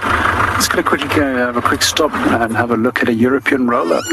It's not a bird that I have seen so many of this year. It seems that their numbers is becoming less and less compared to other years. However, there was a number of them that actually have overshot on their normal areas where they will come in winter in South Africa, and some of them has actually been found as far down as in Cape Point this year. When you do look at it, it's a fairly easy roller to identify. It's overall blue colorations, brownish coloration to the back, unlike the lilac-breasted roller that's got a very distinct tail shape as well as a multitude of different colors. There our roller goes. If you ever wondered why they actually get the name roller, it's actually from the display flight that they have. They'll have a barrel-like roll that they will produce to impress the females during the display flight. Well, we're going to continue as we don't want to really waste too much time, as the tracks of the leopard that we did find is fairly fresh, and we don't want to lose out on that opportunity of actually locating on a... Let's going to talk as we drive, and our tracker Morris is going to also keep his eyes open and see if he can maybe spot her or find the tracks again. So yesterday evening we were busy watching a number of giraffe and impala and wildebeest later afternoon, and we've also noticed that the giraffe was making a disturbing sound of noise there, which is very unusual for giraffes. However, I very soon became distracted in a section when I quickly had to do a segment, and I totally forgot about the giraffe snorting and bellowing. A little bit later that evening, the very same spot where those giraffe were standing, there was actually the same female leopard that popped out there, which we are looking for right now.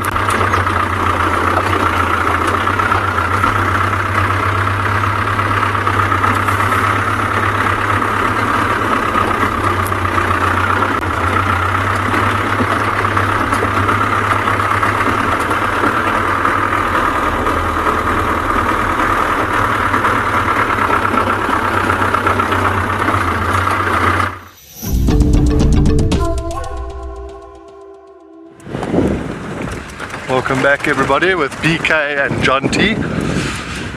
We have now done a big loop. We're actually driving back on Triple M, just checking for any tracks of anything crossing in and out of Djuma, so just going nice and slow. We finally reached the point at 5:30. You can feel the sting's gone out of the tail in the sun. It actually becomes quite pleasant.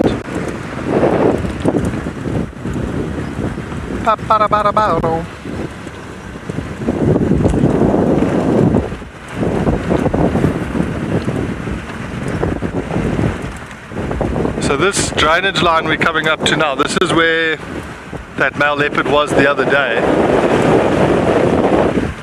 And we know he likes to kind of cross in and out between here and the main gate. So we'll just check carefully, and I want to go sort of loop up around onto Vuyatela access.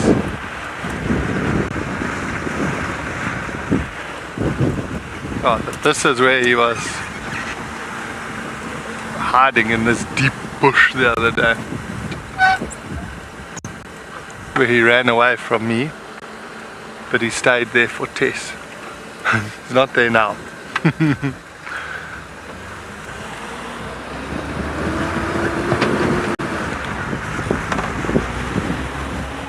Or maybe we could even go in on power lines.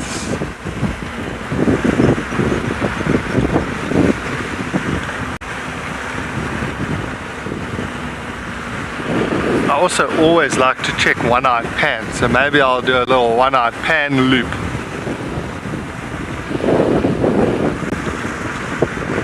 That must also be full of water.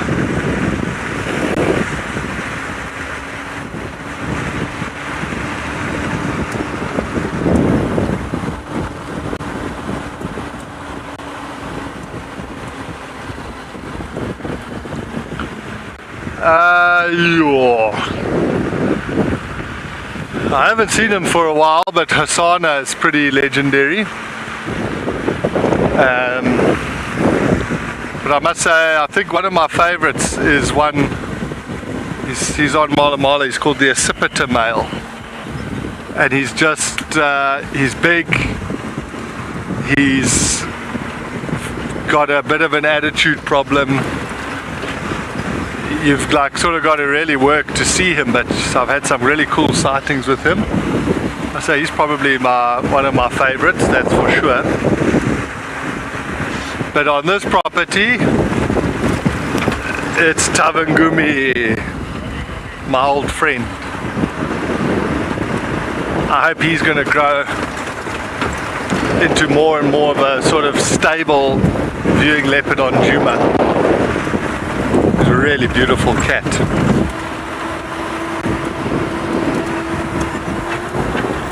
What about you, BK? Is it? BK says Tavangumi as well. What about everyone who's watching? What are some of your favorites?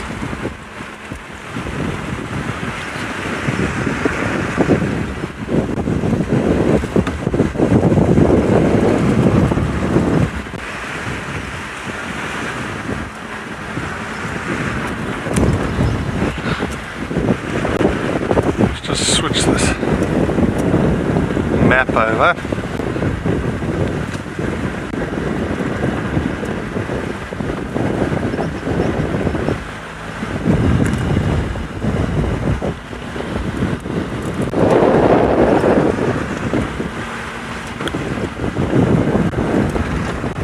I'm going to take this next road and that takes us towards One-Eyed Pan.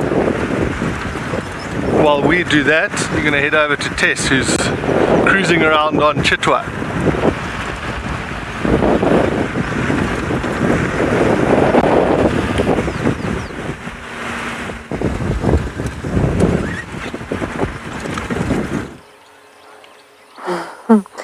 I'm certainly very happy that I chose to come to the Mulawanini.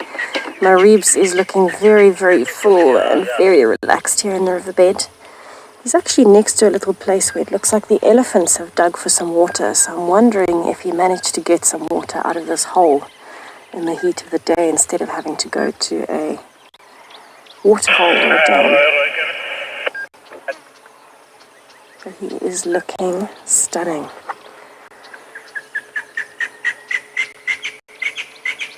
It's my first time seeing him this stint, if I'm not mistaken. And it's very nice to see him, knowing I saw Tundi on her own yesterday, seeing my Reeves here. It's lovely to see some distance between the two of them. Oh, shame he is panting heavily. He is so hot. What a predator-filled afternoon, everybody.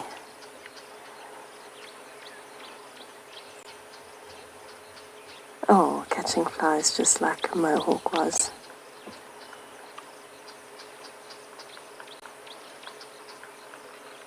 Oh, look at those ears. James would say they are well furnitured. They certainly are.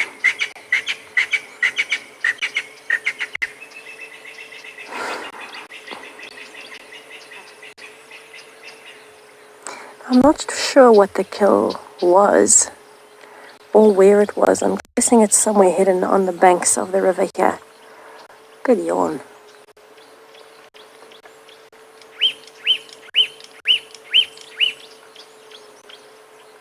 Maybe he will lead us to it. Maybe underneath the bush willow. Unless he's just going to lie down in the very long grass. Ah, down in the grass. Alright, let me see if I can move a little bit further forward. Oh, this is amazing. What a good afternoon. To see them moving.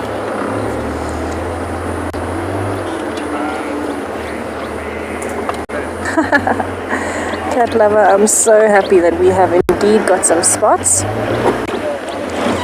It has been such a lucky afternoon, and think about it, to see Mohawk moving And then to see my ribs moving, it just challenges everything we knew about the predators not being active on hot days. When they find the niche they're happy with, then they move. But I suppose they are much more well adapted than we are.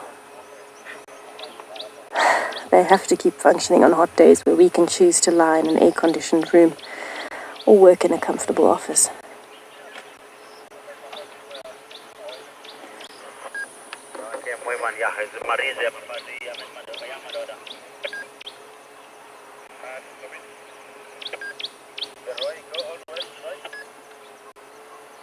Oh, flat, flat, flat. Big sigh. So it looks like he's been lying around here almost all day. You can see flattened sections in the grass around the bush willow. I'm wondering if the carcass was in underneath there.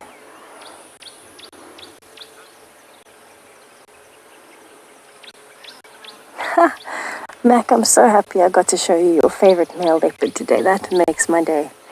He is very beautiful, and I think he's becoming everybody's favorite. If he wasn't when they first meet him, he just captures everybody's hearts. He is a very playful young male, and very good looking. Very, very good looking. This is reminding me much more of Tortoise Pan, lying flat next to a drainage line. But he is such a handsome boy. I'm happy to see that he's got such a full belly, and I'm wondering if he was successful with this kill, or if he stole it maybe from Tundi, and that's what pushed her into Juma. But it does seem like he has been hunting more and more on his own recently, which is very exciting.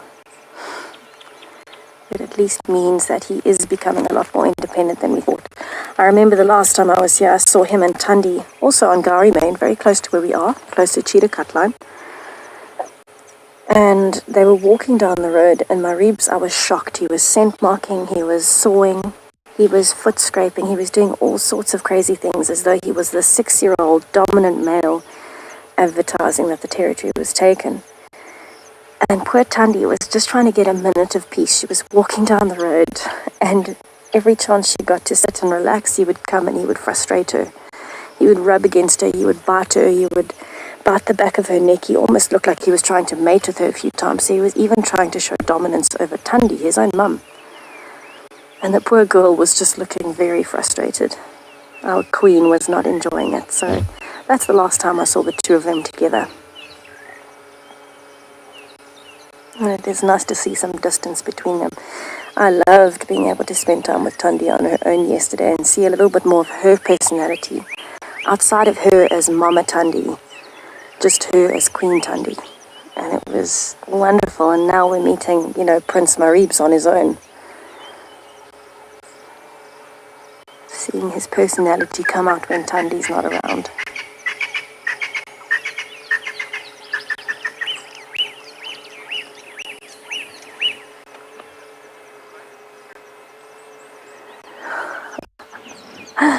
Mindy, yes, I think our days of the week are mixed up today. Saturday, Thursday, what's the difference? Yeah, we've been exceptionally lucky, and I still hate to admit it, but I think that John T and BK brought the good luck. In reality, it's actually probably a change in weather, but we'll let John T and BK believe they were the good luck. It's all right.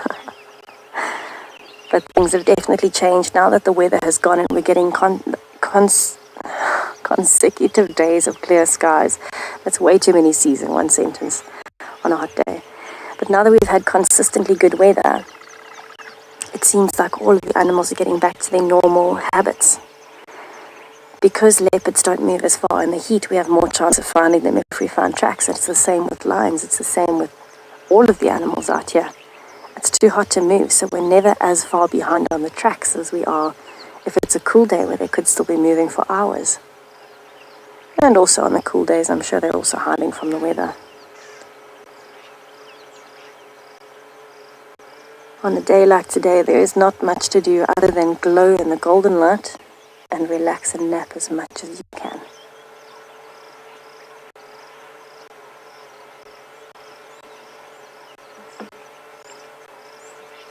He's looking very similar in condition to Blondie and Mohawk, with a big belly and a lot of heavy panting. I think he's in for a good snooze this afternoon.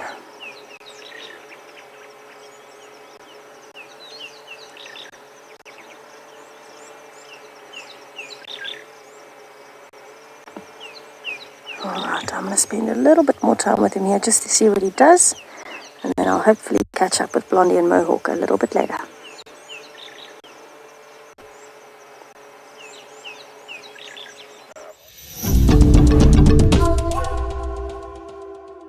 So we're driving along One-Eyed Pan Road. We checked the pan. There were some white-faced whistling ducks and a knob-billed duck. While we're here, we thought we'd just come and check Simbambili Dam. I'm sure it's full of water. But this last little section has been a bit of a mammal-free zone.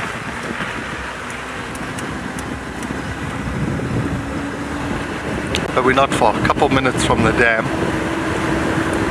Let's see if we get some sort of treat down at the waterhole.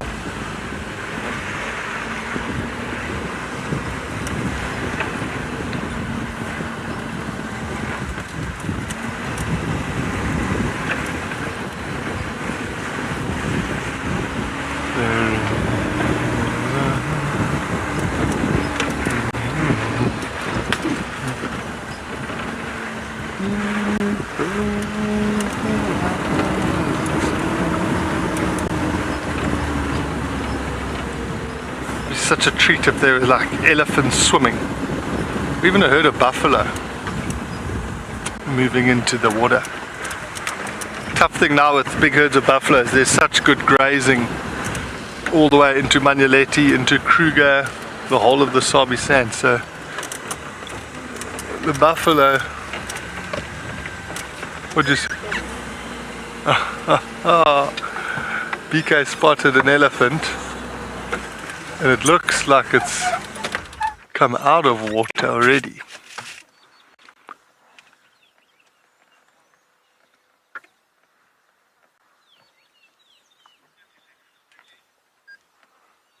There's another one coming from the right, but through the bushes.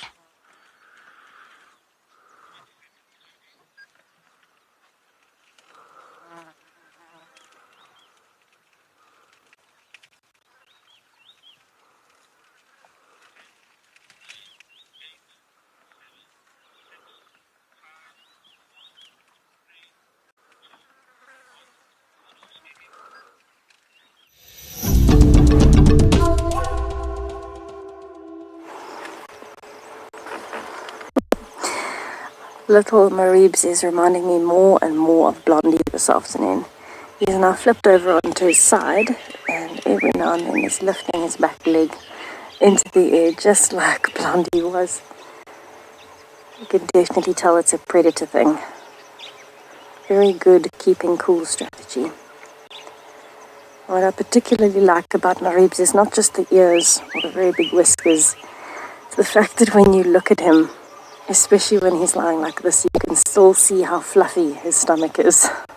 Compared to the rest of his coat that is golden and smooth, his stomach is extra fluffy. And it just looks so soft and eye-catching. Strange feature.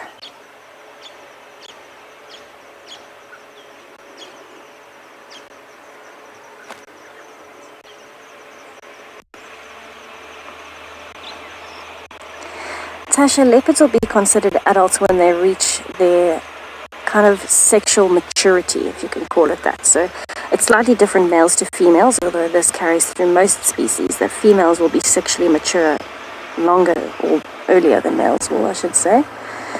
For leopards in particular, they become independent anywhere from 1.5 to 2 years. The females in particular will be independent from about 1.5 years and will start going into their first estrus from just after 2 to 2.5 years. The average though is probably about 3 years. Where males, for example, males will become independent from also 1.5 to 2 years, but will only become sexually mature from 3 to 4 years. So they're a bit later. That being said, even if they are sexually mature, They should only really get a chance to start mating at about 5 to 6 years old because they need to find a territory and they will need to fend that territory off to other males. So it does take a while before males are considered sexually mature. Yes, this is the young male called Marize. We call him Marize. Alright, you can see he's not feeling so happy with another vehicle close by, possibly because he's got a carcass here. So we're going to try and stay nice and quiet. You will hear another vehicle with people talking. We're just going to stay nice and quiet and stay still on our side to make sure we're not adding any extra pressure here. I'm sure he will relax soon. He's probably just woken from a nap to another vehicle and got a bit confused.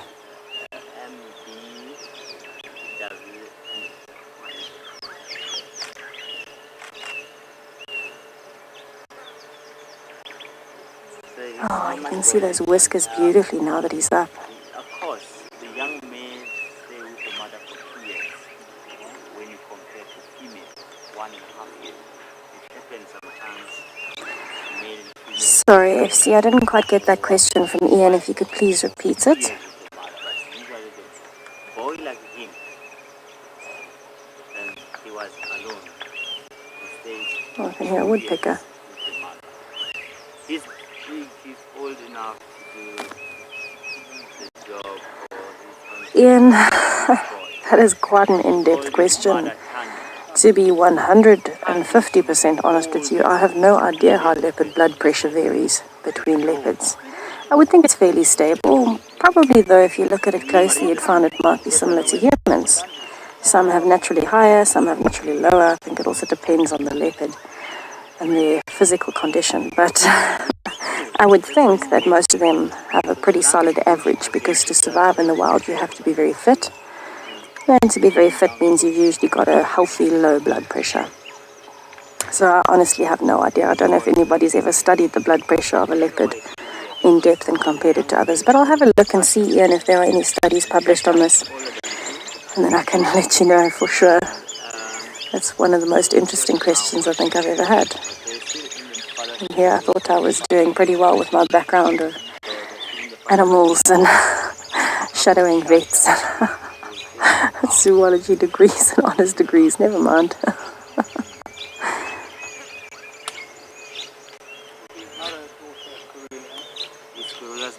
So he is starting to groom himself a bit. He has relaxed a bit again, moved himself back into his comfort zone. And I'm sure as the evening goes on, now that he has started grooming, we've seen him yawning a bit. This is kind of getting his body to wake up, so he's trying to get some more oxygen through to the muscles. You might find that he will move possibly into that thicket of the bush willow behind him. I'm wondering if that's where his kill is. It would make the most sense that that is where his kill is, because I don't see one hoisted in a tree anywhere, unless he's already eaten it all. So maybe he will want to... Maybe he'll want to go in there and just relax in a bit of dense cover where he feels a bit more comfy.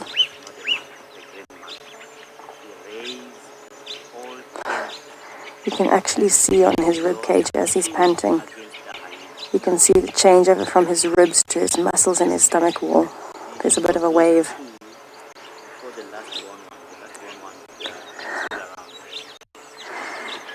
Danielle Tandy will still provide for my ribs. Not that she actively wants to all the time, but if he's close by, he has still been following her around from what I understand. If he is close by and she has a kill, she will share it with him. But that won't last forever. Bear this in mind. This definitely will not last forever. It is something that will have to change pretty soon.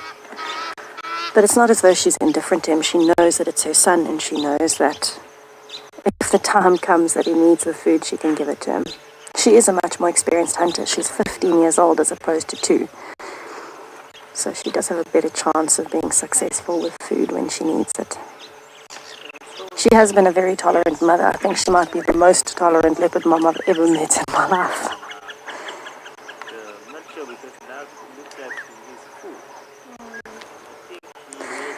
We're definitely having a big 5 and predator day today, everybody. I'm blown away. And it sounds like John T has once again found a member of the big 5, and this time it sounds like it's hanging around with some antelope. Let's go have a look.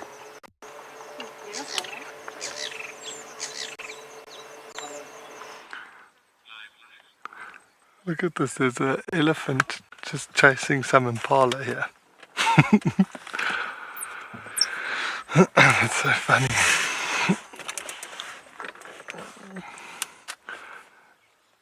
So we carried on to check Simbambili Dam, and then we spotted these elephants in the plain. They might still make their way down there, but they're also just in this beautiful light in the grass with this herd of impala walking in front of them.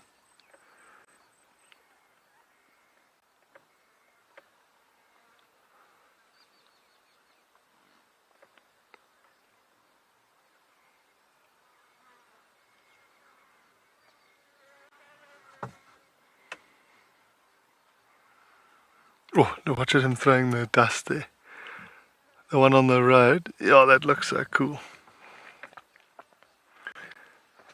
With the light behind him like that. That is super cool.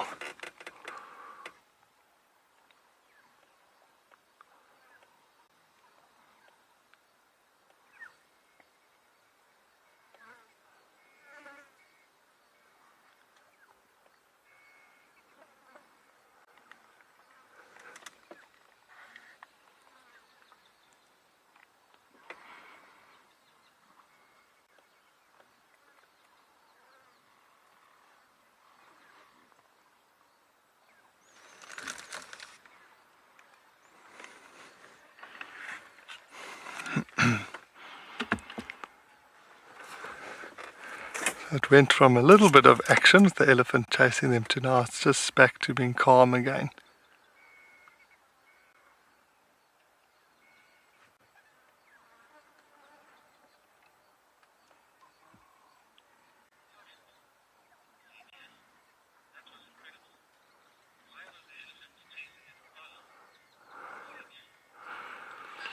Yeah, so because he can, is the simple. Oh, there's a young male. The impalas were running past him, and maybe he just was like, "Oh, cool, I'm gonna go chase them." Out of playfulness, it wasn't. It didn't look like there was aggression there.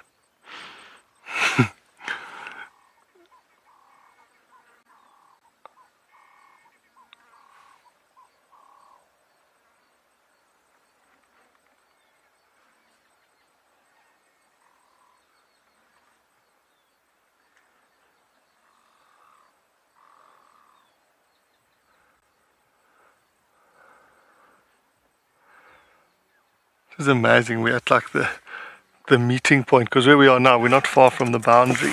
So we've got this incredible scene, the sounds of all the birds, but then in the distance you can hear cattle bells and music. These two worlds kind of meet.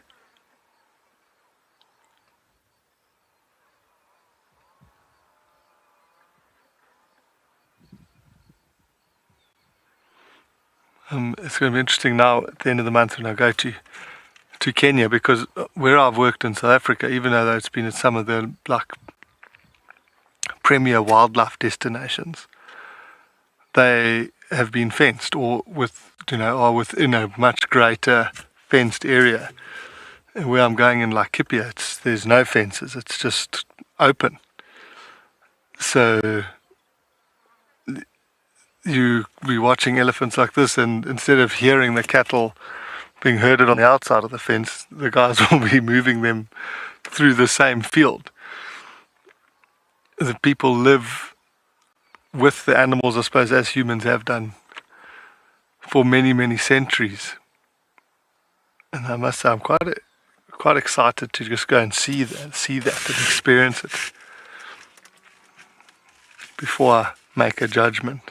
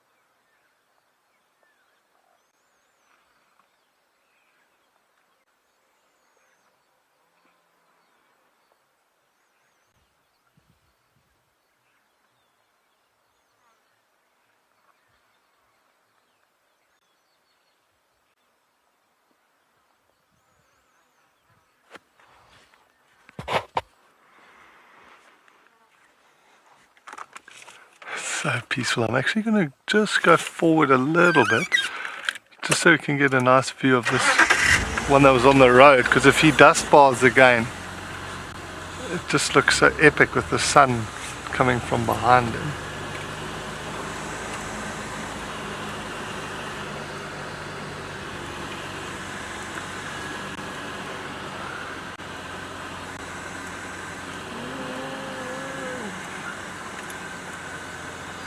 Linking quickly to Tess.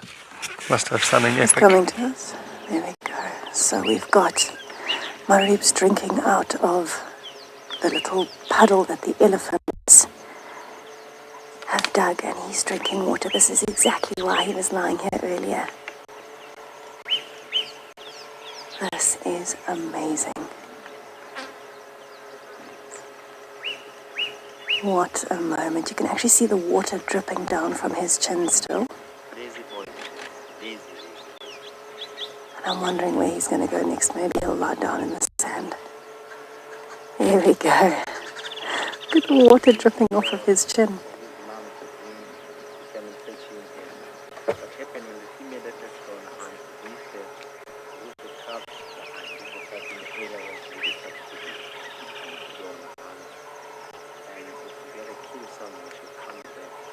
And he's catching flies.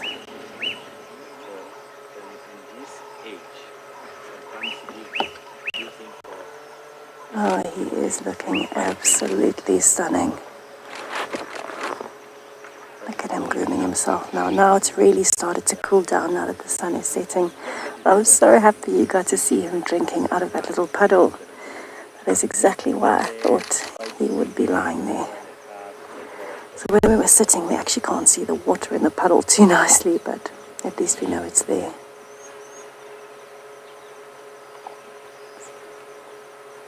See the undersides of his feet really nicely. You can see the tail is still moving.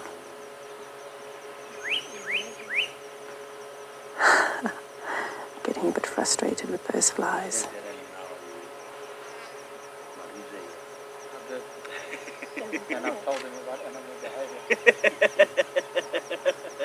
Oh, shame, the flies are really bothering him.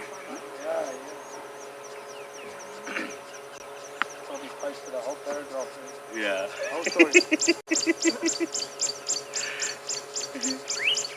You can see he's shaking his coat, trying to get rid of them.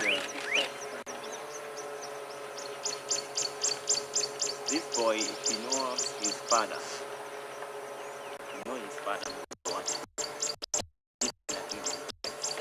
Big sigh. I think he's feeling a lot cooler now that he's had some water. So he might use this opportunity to move a little bit later. But I'm happy he's relaxed enough to come back out into the open, onto the nice, comfortable sand. He's the boss here. His territory. And it's big. So this thing is actually quite small. Yes, way you will see that it's big when his mother comes now. You will see it's big. No, it's big. She comes. Laura, I agree. It does make a very comfortable bed, and I can tell you from experience that sitting in the riverbed, relaxing is one of the best ways that you can spend your day. It's so comfortable. It's nice and quiet and tranquil down here. And especially if you can find a patch of shade like he has. I mean, he's just looking like the king down here.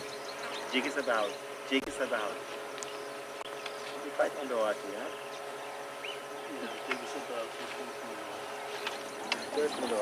So there's some elephants approaching from the other side. That's what he's heard. See how he's flattened his face? He's got his ears trained on the movement. This territory belongs in the water. I don't know what he was doing, yes. Far away from this territory.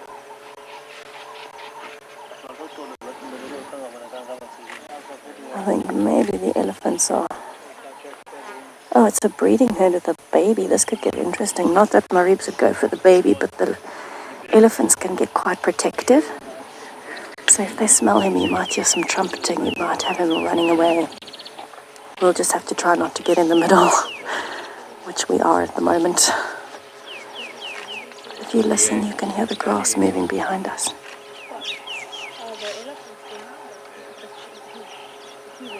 I saw a young male like him. Oh, look how he's watching. The newborn elephant.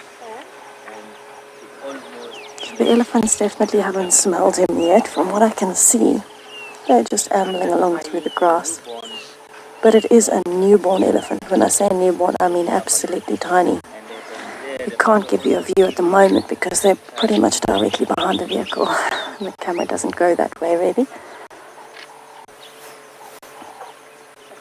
But I'm sure we'll see a gap when they come past the riverbed a little bit later, maybe. Where we are sitting, you can see it's really piqued his attention. We're about 20 meters between... There's 20 meters between my ribs and the elephants. And he's actually walking towards them. I'm going to have to pull some tricky maneuvers here. So this is where we want to be very careful not to get in the way of anything. My ribs is directly behind me. And we're going to try and swing. There, he's up on a log. He's walking straight up to them and they haven't noticed him. This is typical Maribs, stalking big animals that he should not be stalking.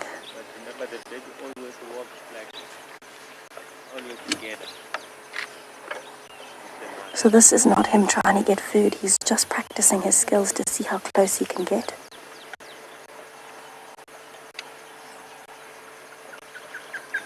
Flattening himself to see if they notice. He is maybe 5 meters from those elephants right now. My heart is racing for him.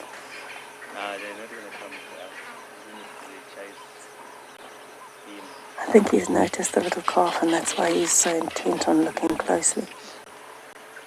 And the baby is sucking there.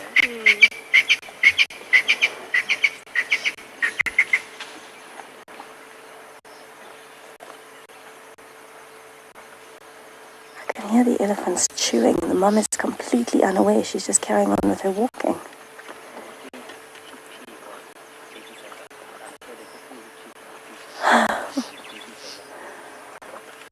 This is nuts. Yeah, here we go.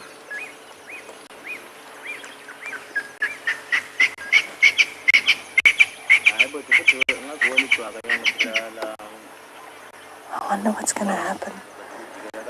They're almost right on top of him. I've not smelt him. How?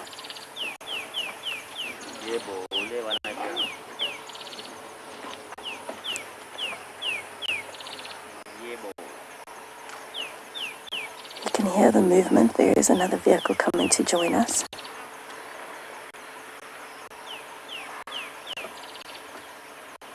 Oh my goodness, Maribs, how are you always getting yourself into these situations?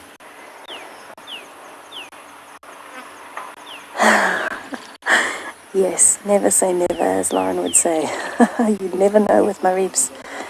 He is such a clown and he always gets himself into these situations where he's stalking things he should not really be stalking at this age.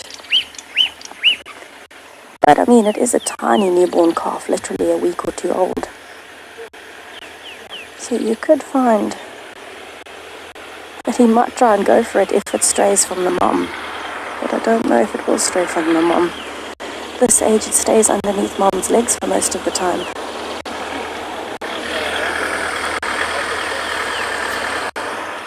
Right, you will hear some more voices, everybody. We've got another vehicle here with us. Oh, where are you going, Maribs?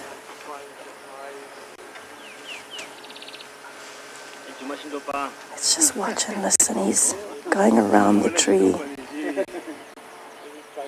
because the elephants are moving rather quickly now into the thicket. But look at that pose. No chance, no chance. Right, we're just going to try and reposition a bit because he's moving.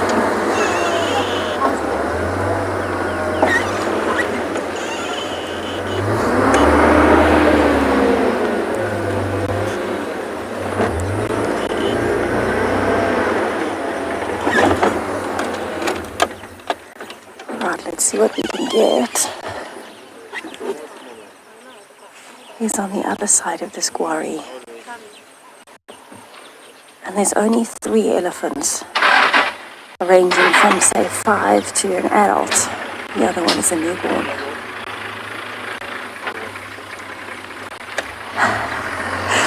Heidi agreed, do not mess with elephants. Bad idea to mess with elephants. I can actually see the movement of him through the undergrowth there of the quarries. And I wonder if he's going to come out this side or if he's going to wait until they've moved into the thicket. Oh, here he comes. He's moving. There he comes.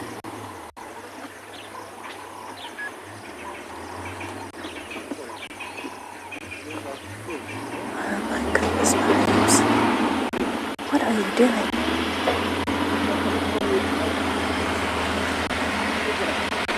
Oh, the elephant noticed something, but it's not sure what, Williams. He's running away, Mom. The elephant's chasing. They're showing a big fuss.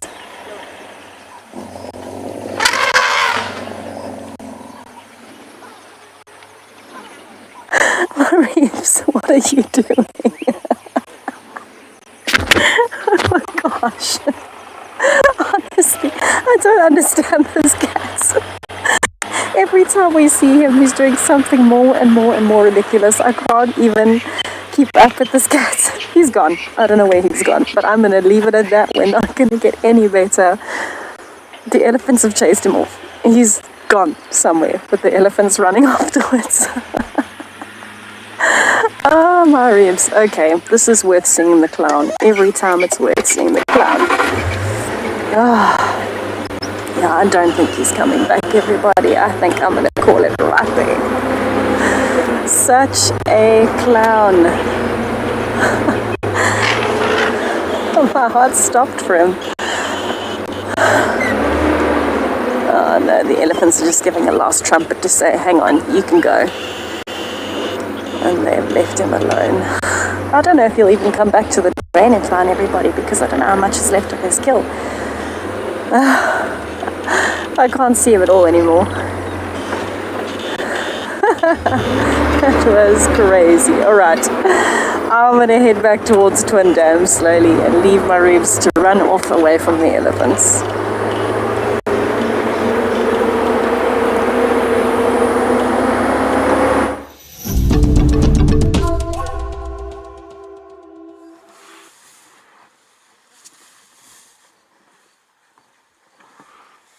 So we are just sitting with these elephants right next to us.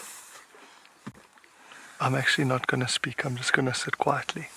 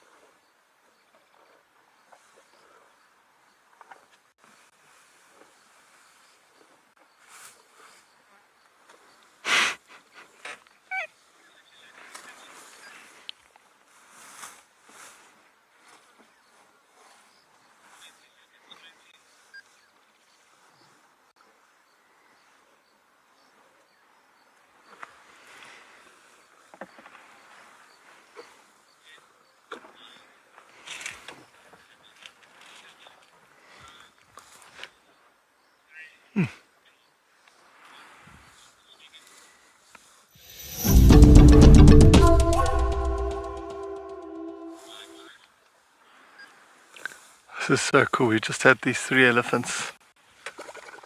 Oh, that is outrageous. Well, this one just farted basically in our faces. But they were just right around the car. I hope they go down to drink. We're not far from Simbambili Dam. I'm sure they would have already had some sort of mud/water wallow already today. And the sunset's coming in behind us.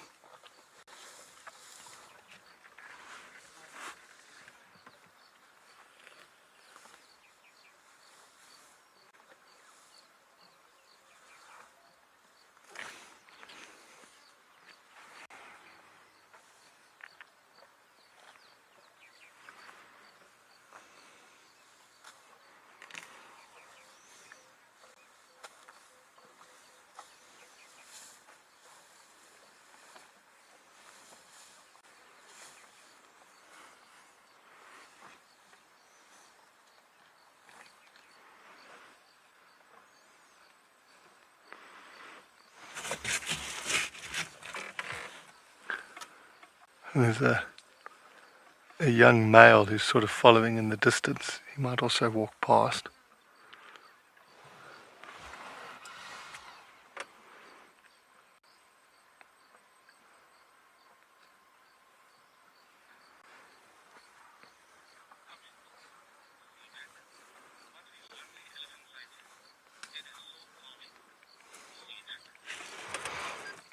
Thanks for your comments, Inaka. It is very calming.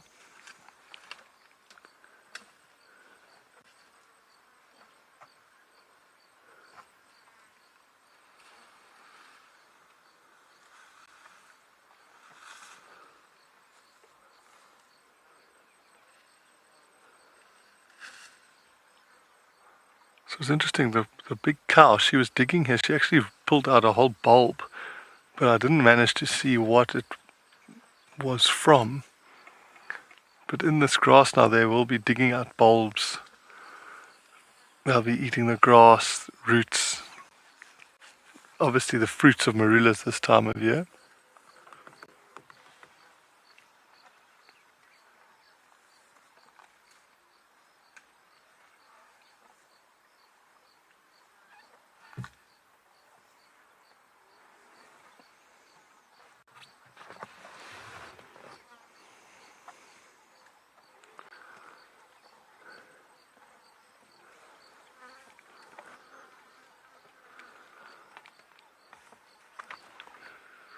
Oh man, I might actually... Do you think that sunset will blow it out? No. We might be able to get elephant and sunset. It could be greedy. Let's see what we can get. Sorry.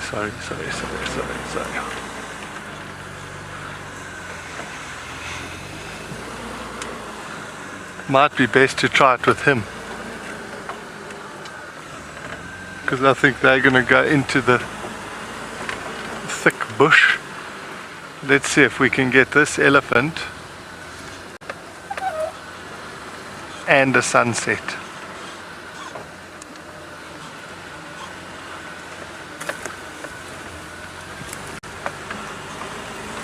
Just going to go around this mountain. Hey, you must stay there and eat.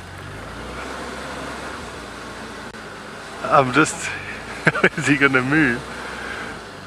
I think he's going to move as I drop, but let's see.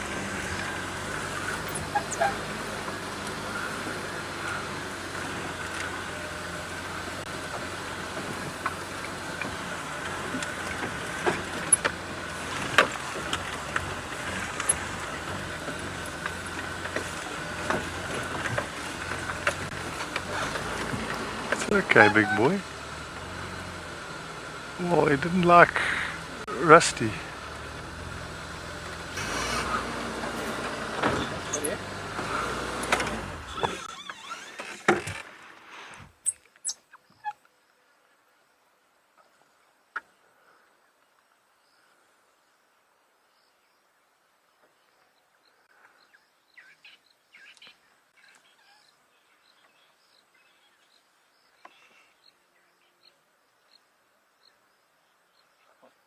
wanted to go past that tree. Huh? You wanted to go past this tree. I was actually thinking of going back, because then you'd look up, but he's going so slowly. Yeah. Otherwise we could just go on this side, past this tree.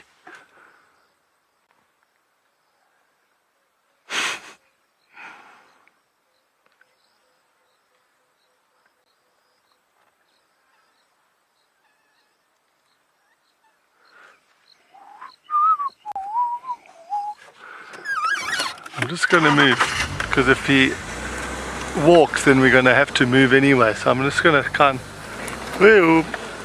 try and preempt where he's going to walk. There are a lot of holes here.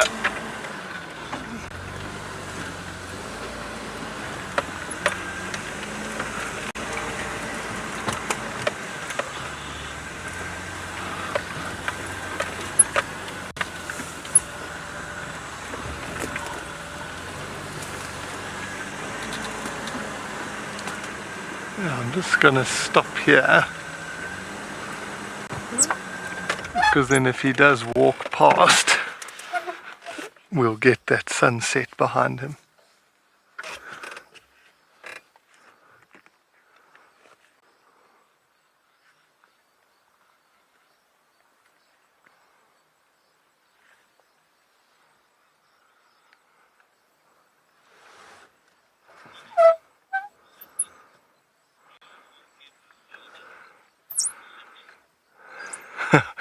I'm glad you like that, Cindy, for a wallpaper.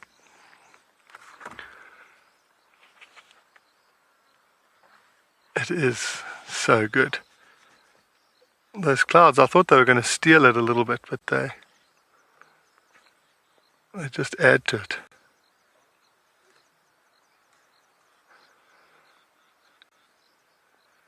The bottom part of that cloud almost looks like a male lion's head running into the dark with a lot of imagination.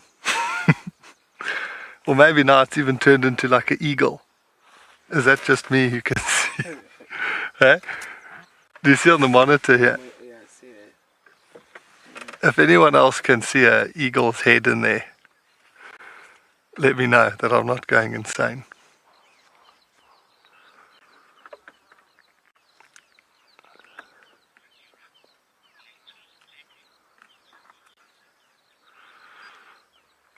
While we enjoy ours, you're gonna head over to JP, who's got a different perspective of the same sunset.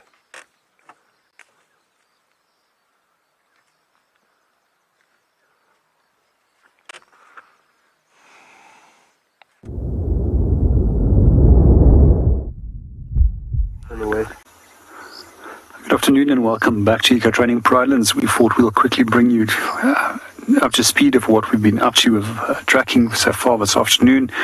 Unfortunately, we've lost our leopard. We did follow her for quite a bit, and then she seemed to have come up right behind us as she was chasing a number of francolins. We now decided to quickly stop for a sunset, as that our sun is going to disappear behind that very large cumulonimbus cloud in the distance. At the moment, it's creating a beautiful silver and gold colored rim around the cloud. At the same time, we're going to just sit and listen to a number of bird calls, some green woodupus as well as some redback shrike that is calling in the background, and a number of crickets.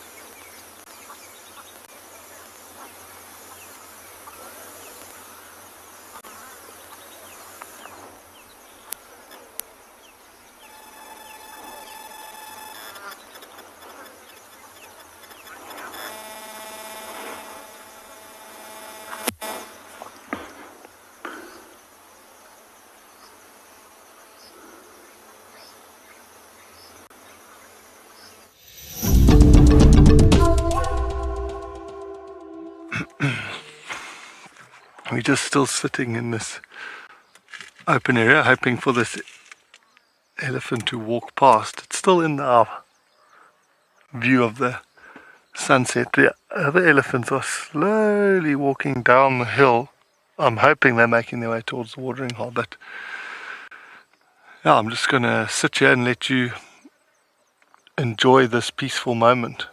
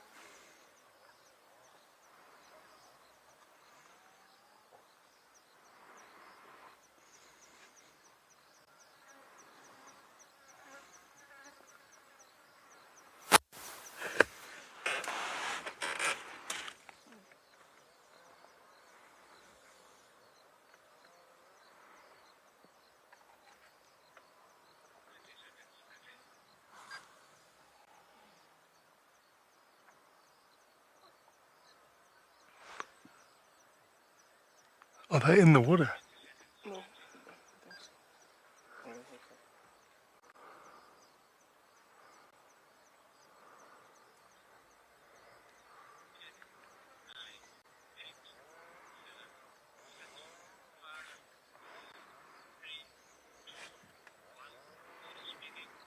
Check, he's got that whole root.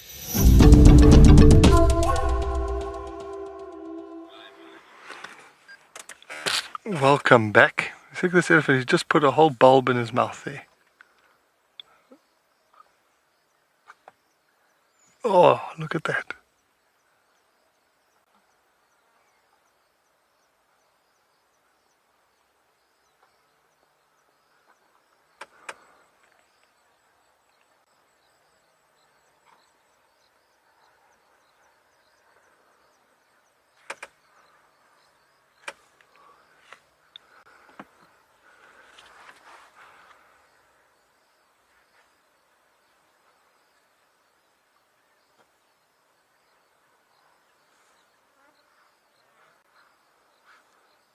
I'm watching him and just trying to keep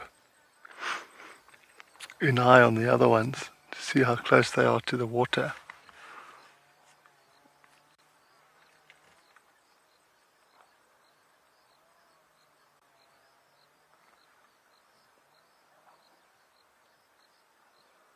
Yeah, I just saw a bit of lightning in that big cloud.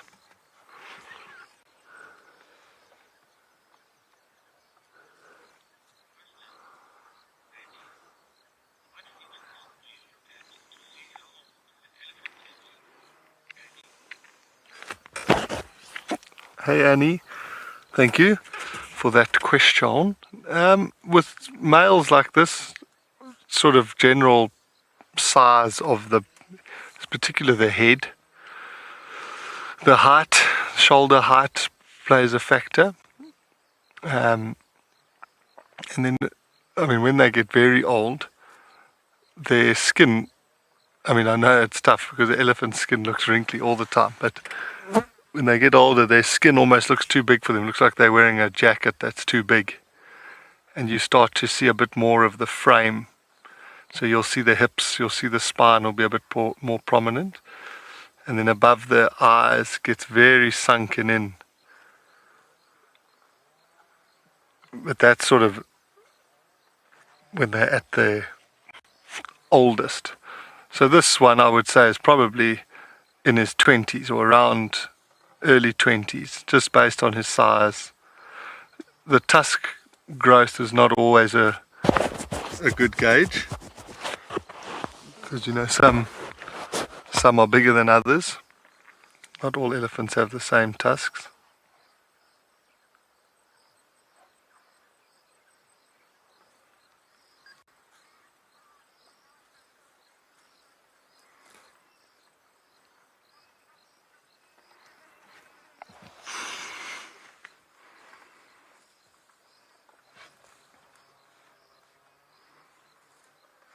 He scratched his eye.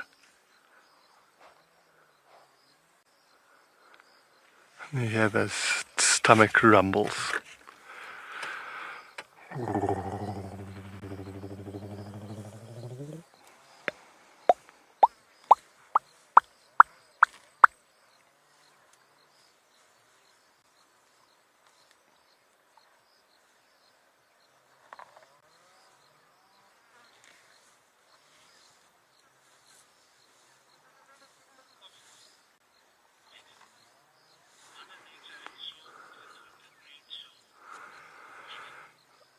Megan, 100%. Look, that's what we wanted. Walking past.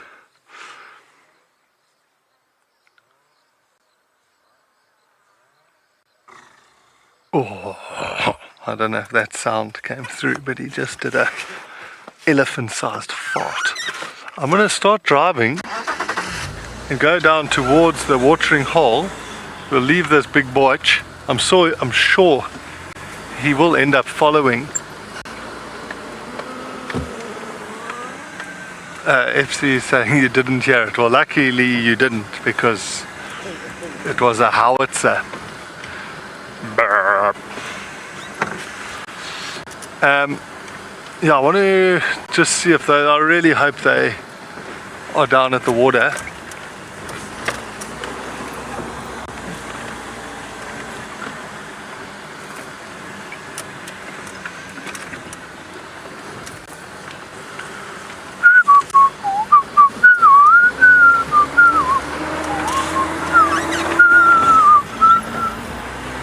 Okay, come on, elephants.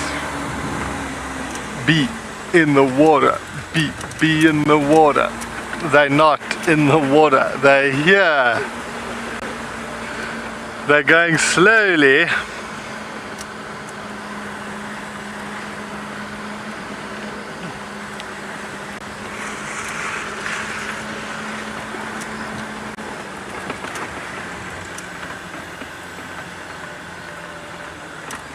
Hey Frederick, thanks. That's a good question. So young elephants will lie down completely. You can see they got stopped here by this marula tree.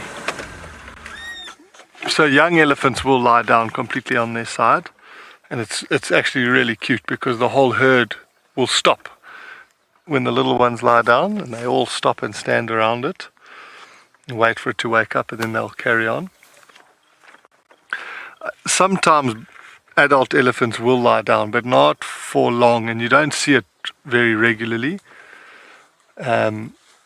Sometimes big bulls will lie down, but what they'll normally do is go lie down on the side of a drainage line or on a bank, so it can take away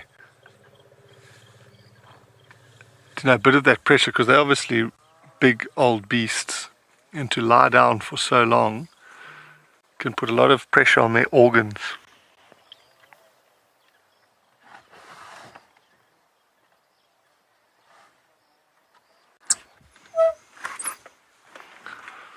You see, now this is good. That's the direction of the water. You see how it trunks up? Please tell me they're going to go down.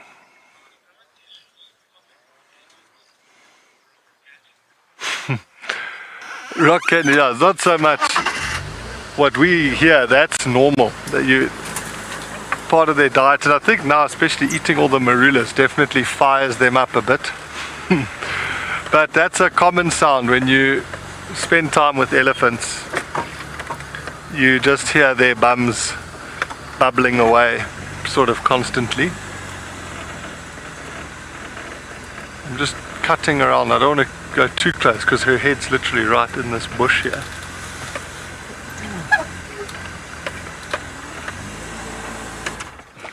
Oh, now now it's that sort of decision. Do we go ahead and wait at the water's edge? I mean, I'm sure she has to go there. Come on.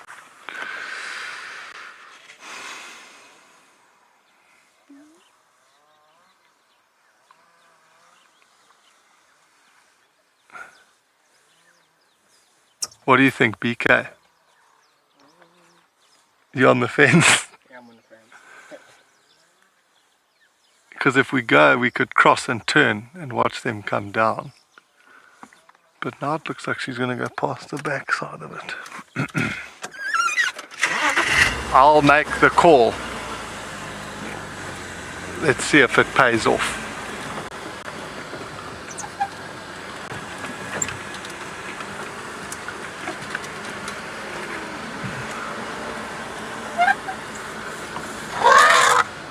Sorry.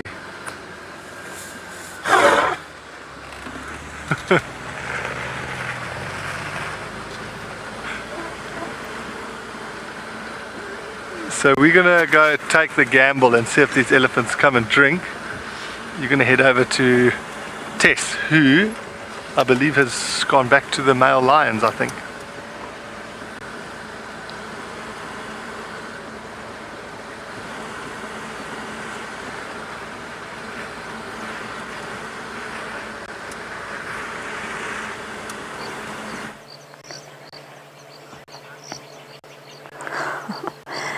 So as much as we were planning on dam hopping today, it seems like we have done some predator hopping instead. And it happens to coincide with the dams. We are back with our Evoker males. We've got Mohawk on the right and Blondie on the left. And they are looking very nice and relaxed. In fact, it's Blondie who has come closer to Mohawk right at the top of Twin Dams. We're just on the northern side. Hello, big boy. I don't know what he's heard, but I know that where Jonty had those 2 lionesses is fairly close by. So I'm wondering, maybe he can hear the other lions.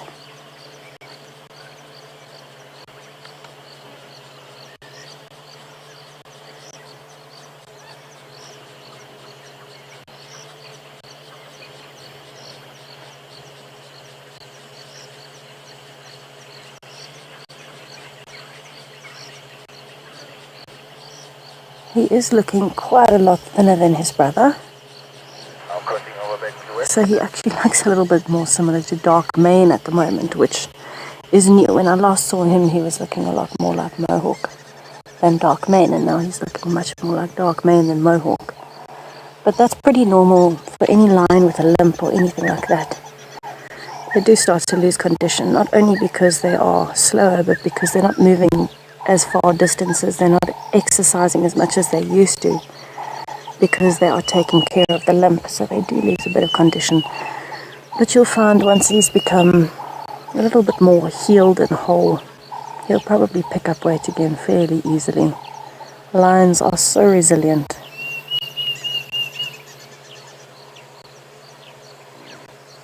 I can hear one of their stomachs.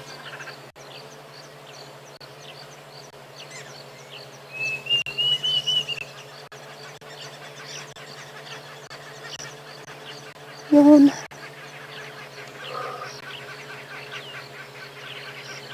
What I'm really hoping for is, as we're sitting here, the sun is setting. You saw how gorgeous that was. Wow! With Jonty.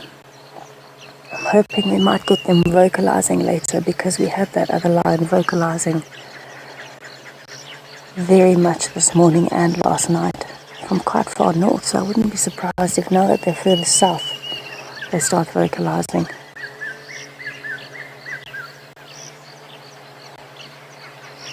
The good news is the puncture wound on his head is looking really good.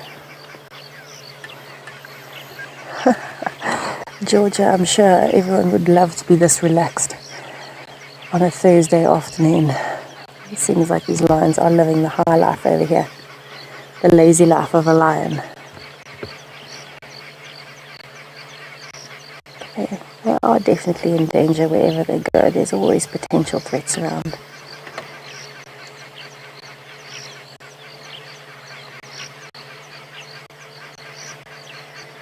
I wonder what he's hearing or sniffing. I can hear arrow-marked babblers down in the drainage line.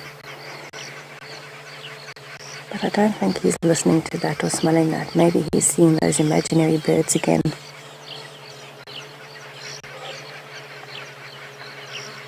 And I think it's far more likely he's much better suited to this environment than us, so he can hear something we can't.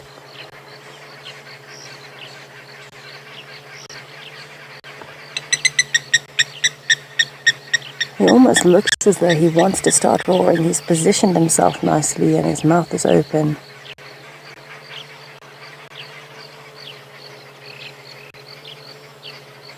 It would make my month if I could sit here with these two roaring 3 meters from me, with the whole vehicle shaking.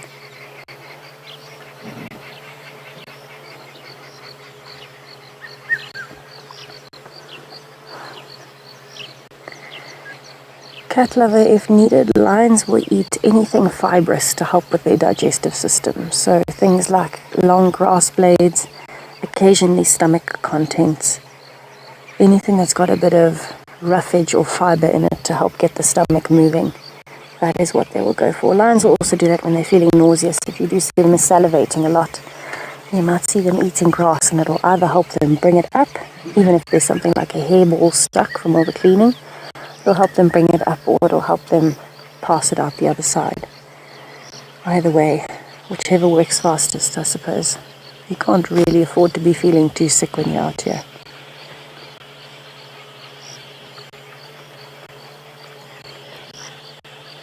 Oh, we have got lots of yawns coming. I think we've got some action headed our way.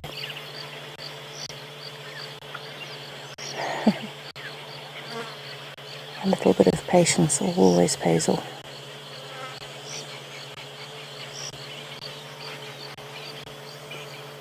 I'm wondering how far those two lionesses are from us.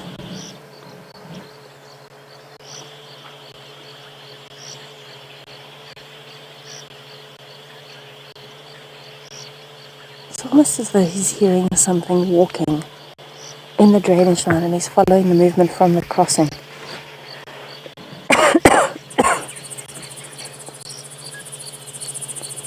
We're going to stick around and hope that these two start roaring. I know Jonty was waiting for that as well. And we'll see what happens as we go.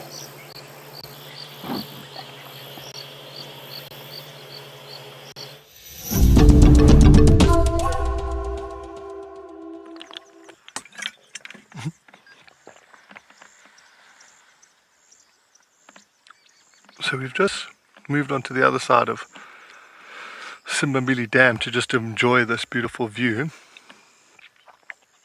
And I'm being very hopeful that some elephants might come down and drink.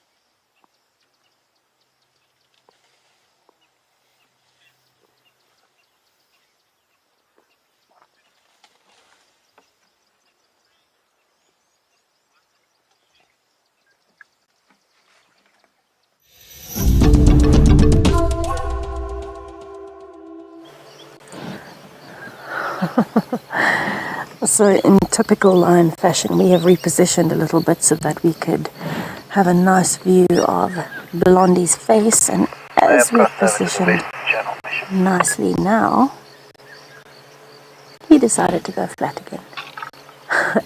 Very typical lion fashion. But he almost looked like he was going to roll for a minute there, and I'm sure they will a little bit later. So it's back to the game of patience. We've got a pretty good view of Mohawk's stomach from here, and it is looking nice and full. I can understand why him and Mareebs have been lying with their legs up all day, trying to get space for that belly somewhere. But I can tell you, as much as it has cooled down everybody, it is incredibly hot and humid. So on a normal evening, at this time it would be quite coldish. What is swimming out of the dam, guys? Is that a monitor lizard? I think it might be. The blacksmith lapwing looks like it's trying to mob it though. Already, it's barely even gotten there, poor thing. It is indeed. Oh my goodness. Look how close the blacksmith lapwings are getting. Like the impalas were stalking the lions earlier, now I've got blacksmith lapwings stalking a water monitor. There you can see it's lifting its head, trying to find a safe space to come out. Oh, back in. Where are we going to go? Swimming to the opposite bank, possibly.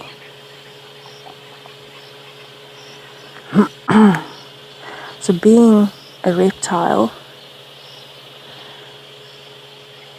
it's not a good idea to be spending the night in the water, even if you're a water monitor, because you got to try and keep your body temperature from somewhere. It's what we call ectothermic. Can't produce its own body temperature. So it would make sense to be in the water if it was a very, very, very hot night and it was trying to cool down, or if it was an incredibly cold night and the water was slightly warmer than the atmosphere, but that's very unlikely on a day like today. So I'm wondering if it's just trying to get somewhere to climb out and sleep. I think it's given up on this bank thanks to the blacksmith lapwings. Does any mobile copy me? Go ahead. Tess, are you with Toongala? AFM-ish, they are both flat static north of Twin Dams. Copy. How many mobiles you got with you? Just me, you're welcome to come. Copy, thanks. Lovely to hear from Michelle. Oh, we've got the monitor coming closer. Maybe the monitor is trying to stalk the lions.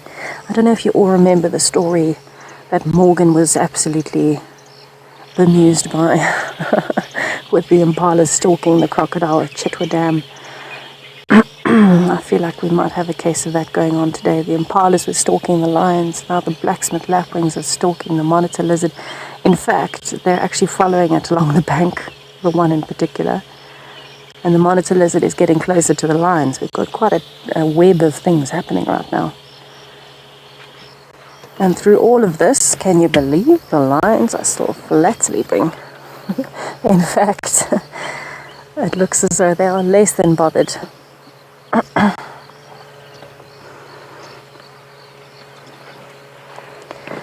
Megan, it is very cool seeing them swim, because when you initially see them, you know, this one was almost half out the water. Its body was quite high up out of the water, and that's how the blacksmith lapwing spotted it. Now it's swimming with just its head out to make sure that it's more well camouflaged. And so it's quite an unusual situation. They can actually swim very fast. This is just a swimming stroll. It's a slow stroke today, just to get to the other side of the dam.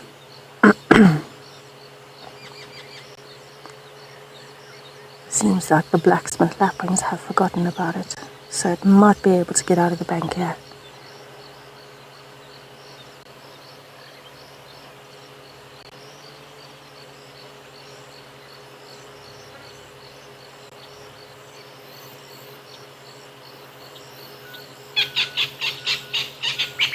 It's turning to go back towards the blacksmith lapwing again.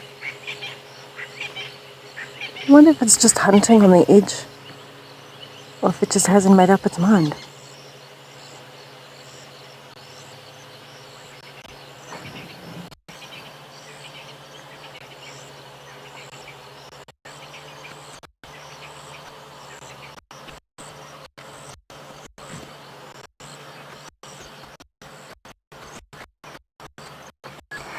And yes, crocodiles are opportunistic, so anything that comes along that it feels it can bite or bite chunks off of, it will go for. Whether it's a water monitor, an Egyptian goose, a buffalo, a lion, anything it can get, it will get. So definitely being opportunistic, it will take anything that it can. I think the only thing it might be slightly averse to is maybe something like a terrapin with the hard carapace, the hard shell.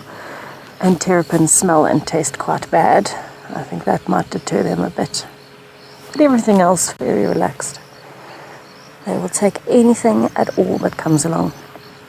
I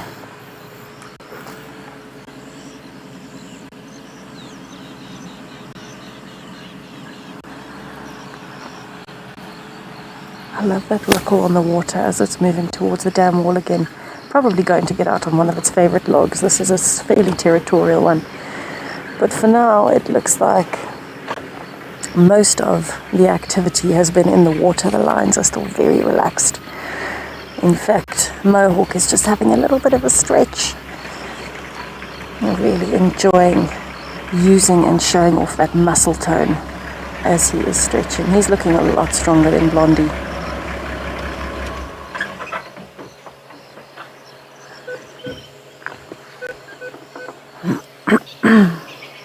But I'm hoping, the sunset is almost completely gone. There's not much activity. The humidity is still quite high, but temperature-wise we are dropping slowly. I'm hopeful that we might get a roar out of these two tonight. I haven't had a lion roaring next to the vehicle in a very long time. And I miss that feeling of having your bones vibrating in your body when a lion roars next to you. Feels like everything on the vehicle rattles. I hope Wendy survives it if they roar.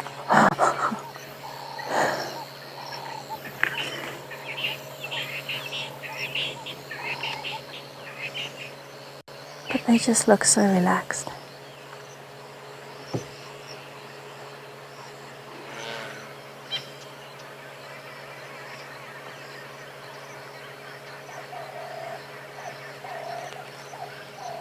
I'm also quite impressed by the amounts of birds calling from the drainage line, from the area of the hyena den, all over.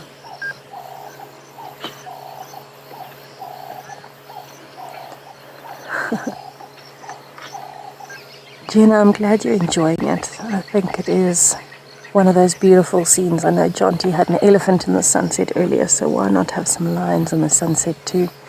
In fact, I think it's a brilliant time for us to just sit, take in the scenery and have a listen as the birds are all giving their dusk chorus and as the lions are snoozing and the light is fading. Let's just take a little bit of time to soak in what's happening around us and reflect on the day so far.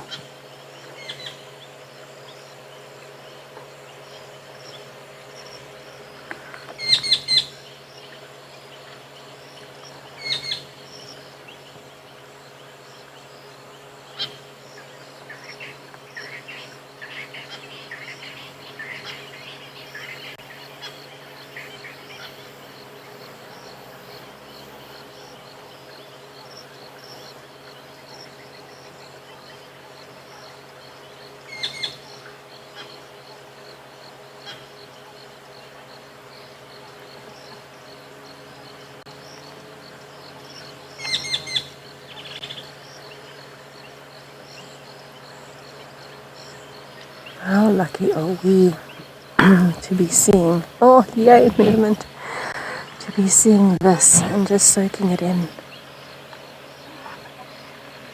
I wish you were all here in person. Oh, it looks like we might get a roar. I'm really hopeful, everybody. Oh, big yawn. Hello, boy. You are looking gorgeous. It looks like he's coming down to have a drink in front of the dam. How lucky you are. Oh no. How unlucky am I?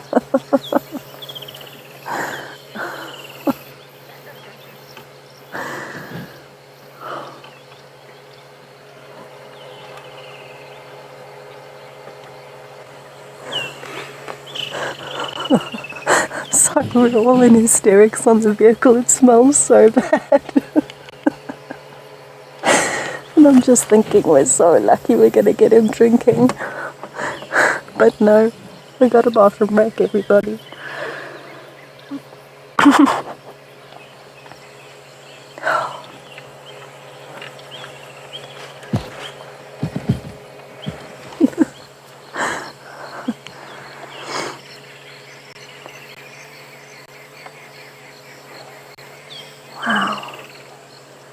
Oh no, just moving closer to the dam and laying down.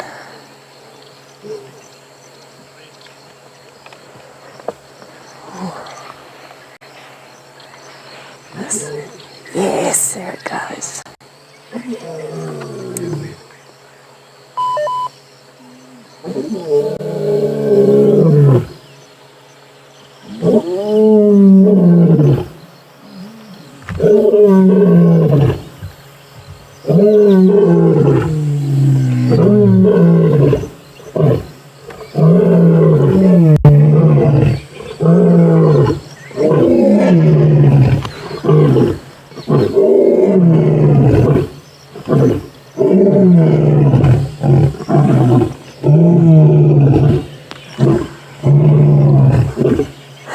He's roaring like that.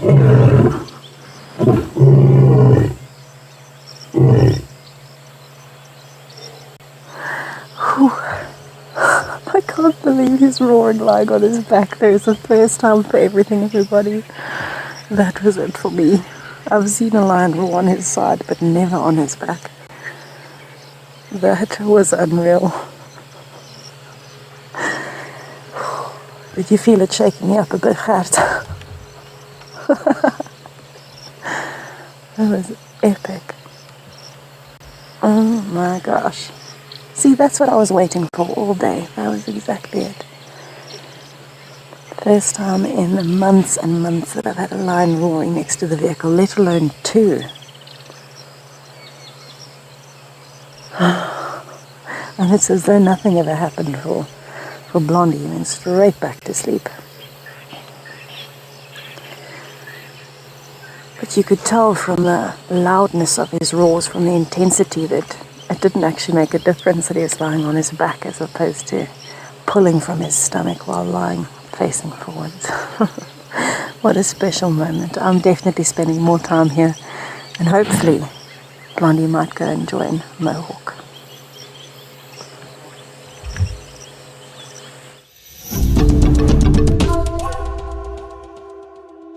That is so cool. We just heard a lion roaring where we're sitting here now, but it's a bit further north where we can't go. We had a hyena walk past in the grass. We were just kind of sitting.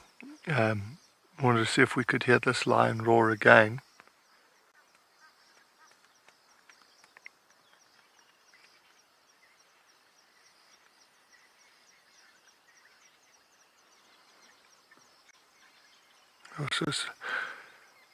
We won't be able to see them now, they've walked off, but there were two elephant bulls also walking away from this watering hole in the distance.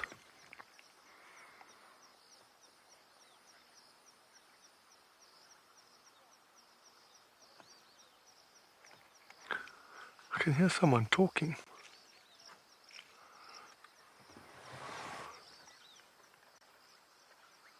It's interesting because the lion we've just heard now is further north than where we thought we heard the lion calling this morning before it stopped, but he might have just moved back north.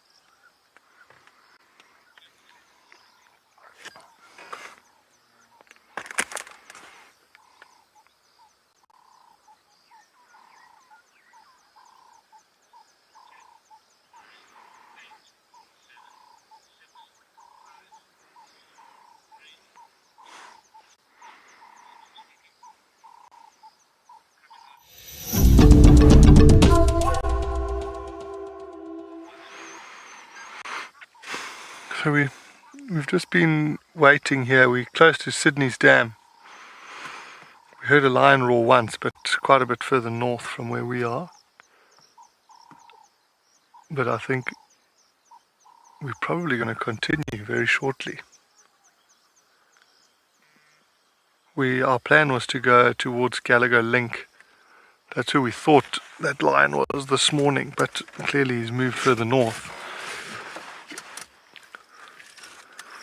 So we'll just start going slowly, checking the boundaries, seeing what's out there. That slither of the moon looks so epic.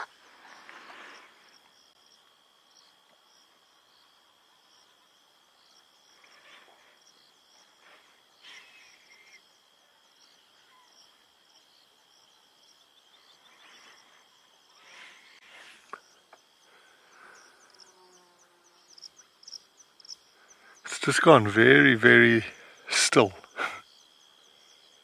There's literally no air moving.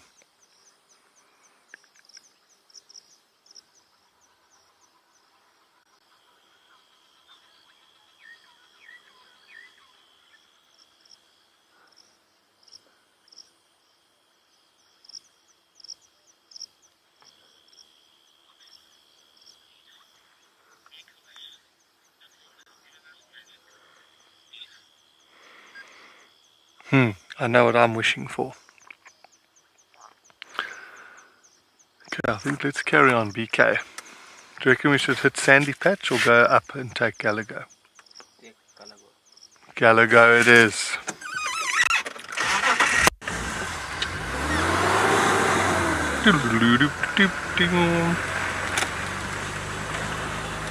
Oh, there's some impala up ahead. I don't want to blind them.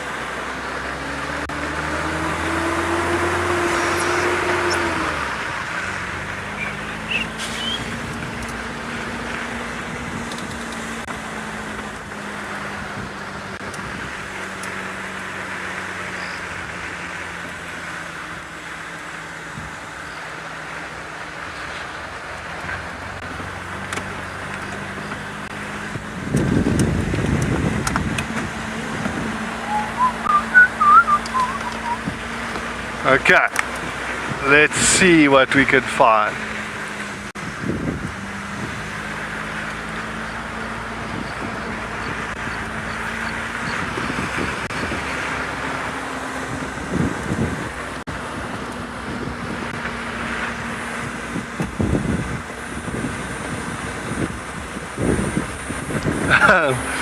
I try and mimic some sounds. I don't know how well I do at all of them. I definitely can't do all. But I do like to try and practice mimicking some of the sounds.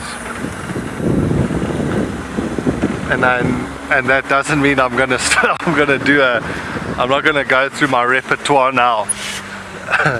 It's a bit too much on the spot, but if you watch the show, you'll hear every now and again I can't help myself but try and make a sound.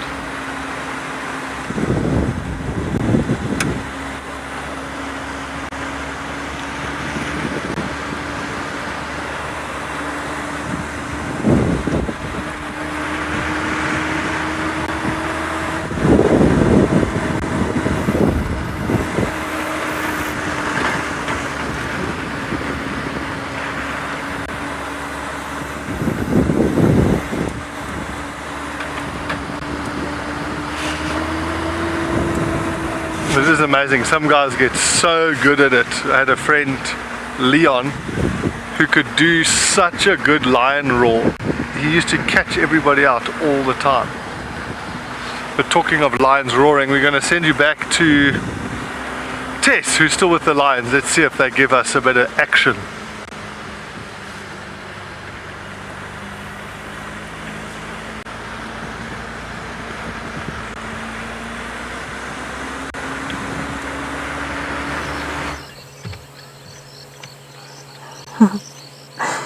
No, don't think there's any more action here, Jonty. We are flat on our backs sleeping.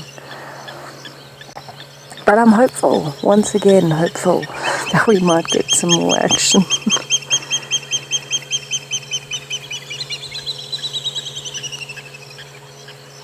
So listen to the water thickenings. Now we've started hearing, instead of the dusk chorus, we've started hearing nocturnal birds.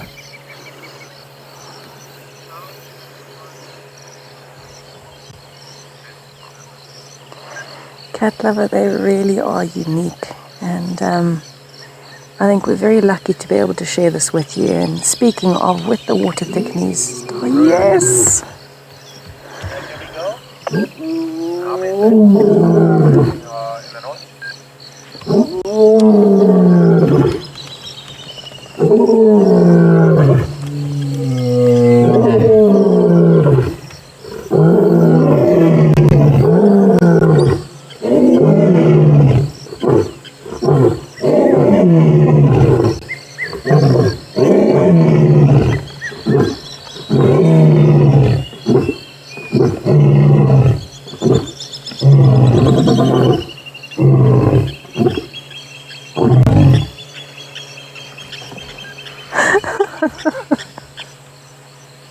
I'm sorry, I'm trying to keep it together.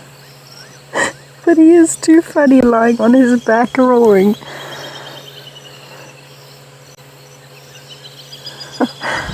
Annie, they really are putting on an incredible show tonight. I think it is just the best thing I've seen. Honestly, I couldn't have asked for better. And I think actually having Blondie on his back is an advantage in this situation. As much as we're laughing at him, let's give the old chap some credit. For a 9-year-old, he's certainly doing well roaring on his back. What an evening. It seems like now Mohawk has got down onto his side as well. We're starting to relax again. I wouldn't be surprised if this happens a good few more times as the evening progresses. But while we are here, now that we've got that silent moment where the goosebumps are disappearing, because I literally got goosebumps, I felt my soul recharging while they were calling. Let's have a listen to the night sounds and just be happy in bliss over here with all of our nocturnal animals calling around us.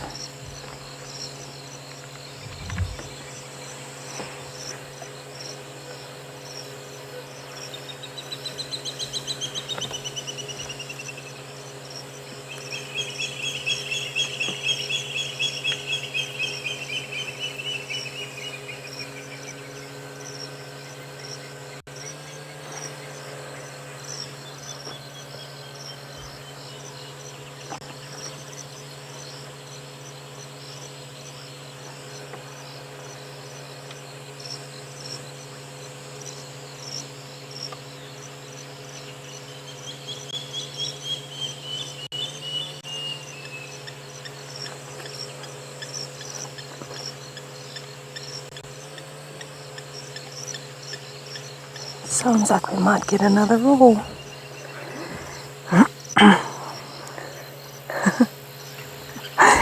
Mindy, I know it's quite a physical feat to be able to do that on your back, I must tell you. Because normally what a lion does when it roars is it lies on its stomach for a reason. It draws a contraction from its muscles all the way from its stomach right the way up its chest cavity to produce that very loud roar, and it echoes as they're roaring down onto the ground, similar to a hyena's mechanism. So to lie on your back and still summon enough energy and air to produce a roar that loud is impressive. See, as strange as he is looking at the moment, it doesn't quite look like himself. He certainly sounds like himself. He hasn't lost that yet. You could hear it didn't echo quite as much as Mohawk's, and that's because he's lying down, it's disappearing and being absorbed by the brush. Where Mohawk very strategically lay on the edge of the dam where it's hard soil, and he roared downwards and upwards. So he would start roaring with his face down and then lift his face up a bit, and that makes an echo and it makes the roar travel further.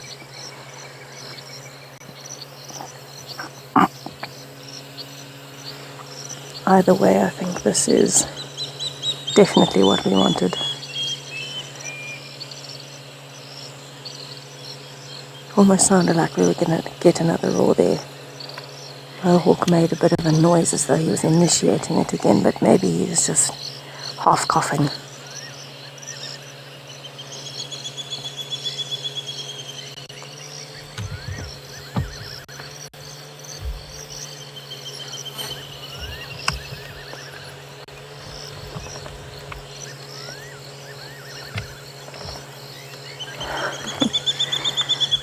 Right, what I'm going to do, since our lines have gone very flat again, I don't think we're going to get any better. I am going to leave them here sleeping very peacefully, a bit too peacefully actually, and start heading back towards quarantine.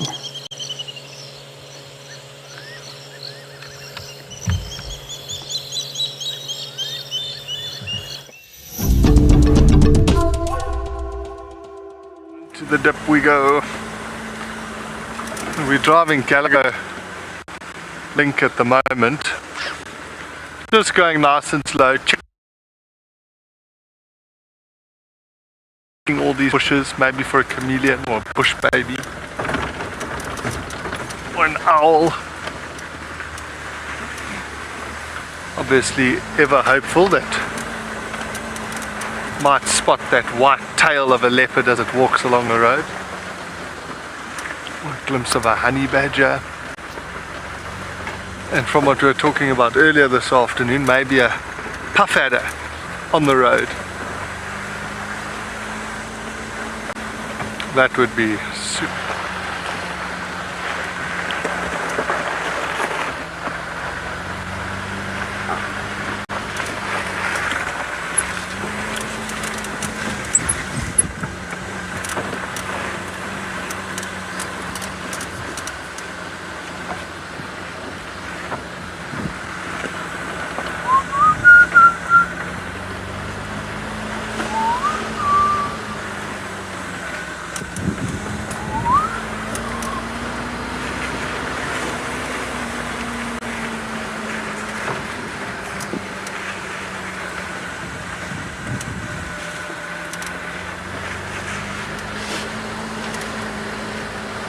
Super duper.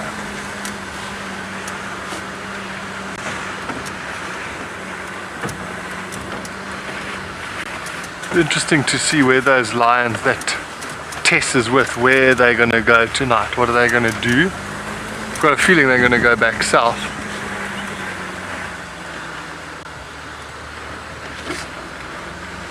Ah, I hear Tess has left the lions and is heading back to quarantine. That is interesting. She's going to see us at quarantine.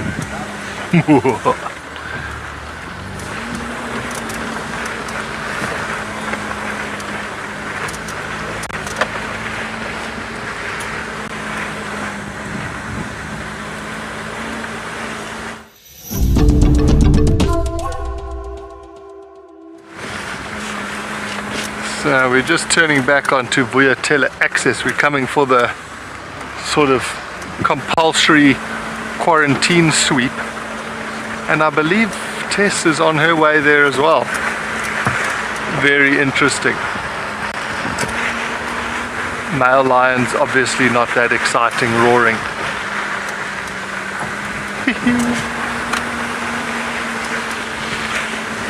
Well, I was just wondering, you know, what are those lions going to do tonight? I've got a feeling they're going to go south and try link up with those lionesses that we saw. I reckon that's probably what they're going to do. Oh, it's hard now in quarantine, this grass. So normally it's quite a good spot to come look for things like white-tailed mongoose that might have started their evening of foraging. But now with the grass being so long, it's a bit trickier. Just go nice and slow, see what we can turn up.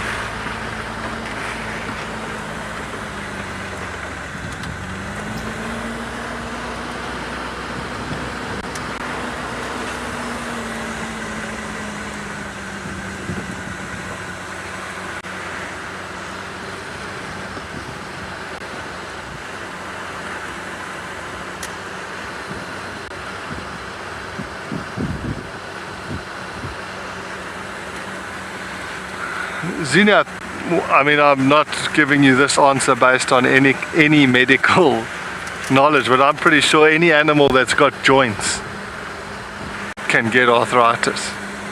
I think it's as simple as that. Just the mechanics of joints working over time get wear and tear.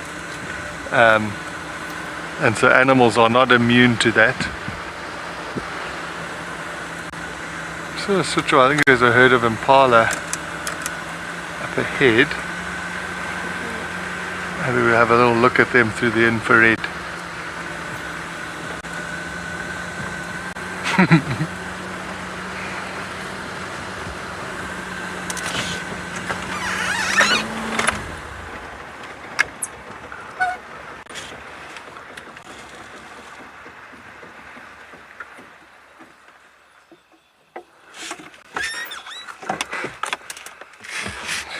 This thing is bright.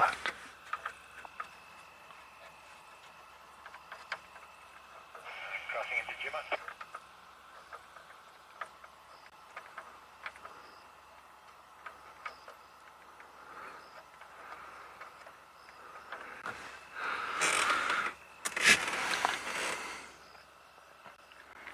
This still blows me away that we can just sit here in the dark and you can see clearly like that.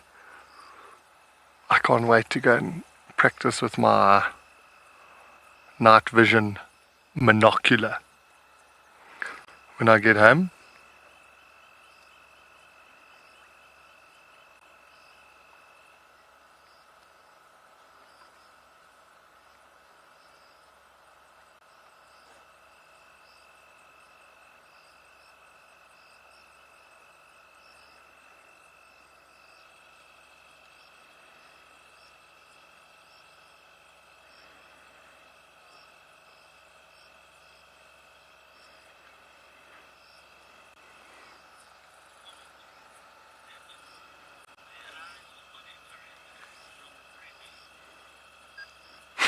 Yeah, it does. You just see these like glowing eyeballs, Nat.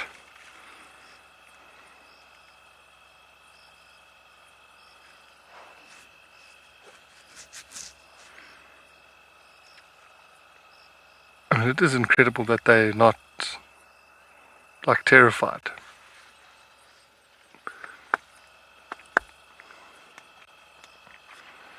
There's a complete change and shift. This is when the lions, leopards, hyenas, this is when they start cruising around. And their senses are so good. I certainly wouldn't feel so cool walking around through this grass at night, knowing that I was everyone's favorite treat to eat. Looks like some wildebeest in the background there.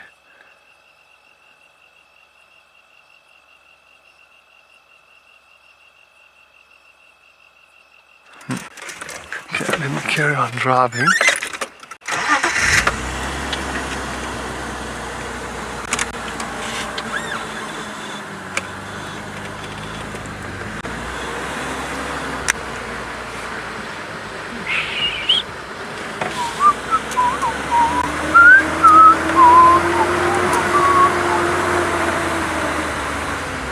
That is indeed some wildebeest.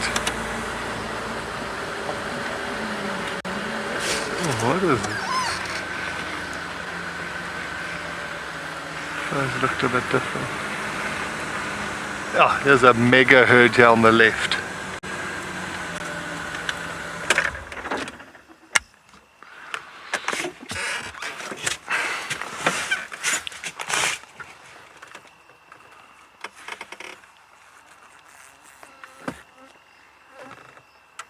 Yeah, the beaker was puzzling to turn that light off. That's quite cool to see the impala and wildebeest together. You can see the size difference.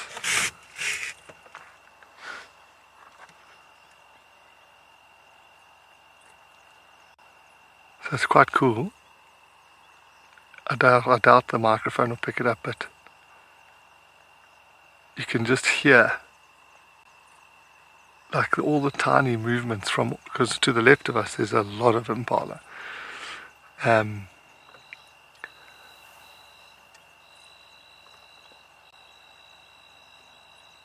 can hear the lions roaring again in the distance.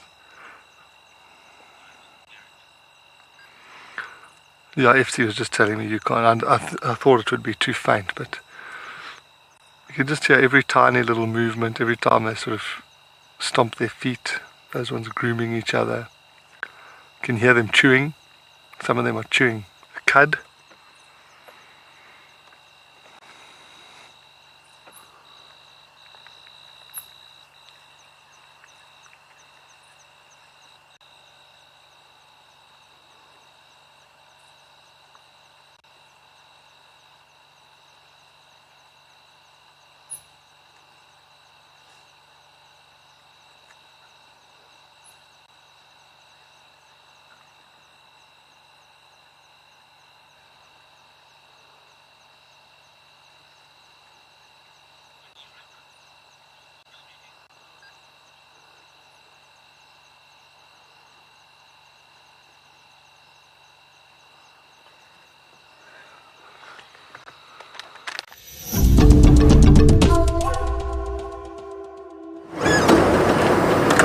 So we have got a little scrub here in the road. I'm trying to find my lights.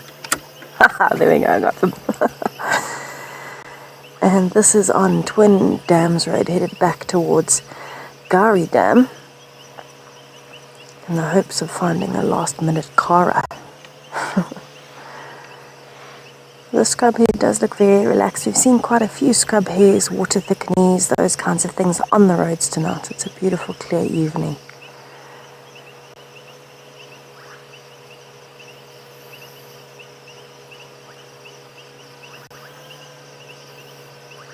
You can hear some bubbling casinos in the background.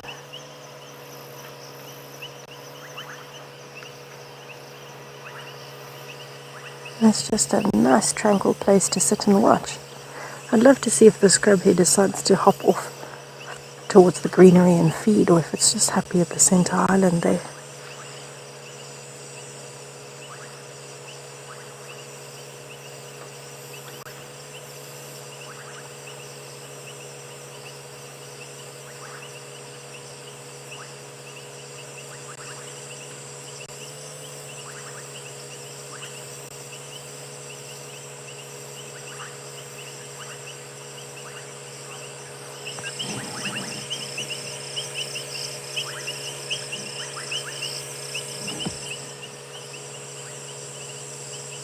I'll never forget one of the best moments I've ever had with the scrub hare was coming around the corner and finding a mother scrub hare suckling her little ones. They're called leverets. A baby scrub hare is called a leveret. And she had 3 tiny little ones in the road and she was suckling them. Very interesting creatures, very intelligent. Oh, there it's going. Deciding to hop off in the direction of Gari Dam. Coming for Michelle. Turn that down. Fantastic. We're going to carry on towards Gari Dam as the scrub hare disappears.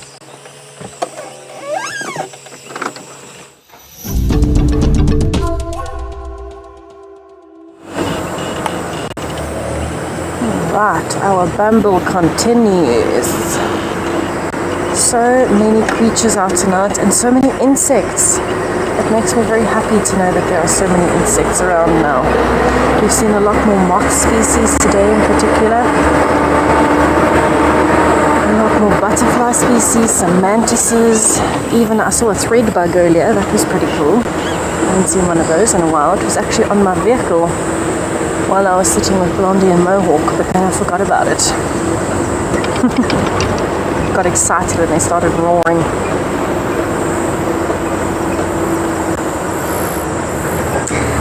Gaynor, I don't know where in the world you are, but I'm so happy that this drive has made your day.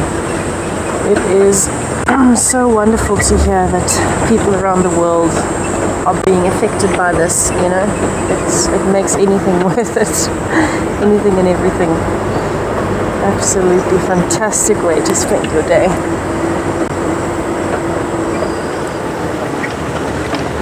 I can tell you it is still humid. As much as it's cooled down, it's still humid. So I'm thinking there might be some animals coming down towards the dam, and that's actually why I chose to come this way, because you never know what you'll find.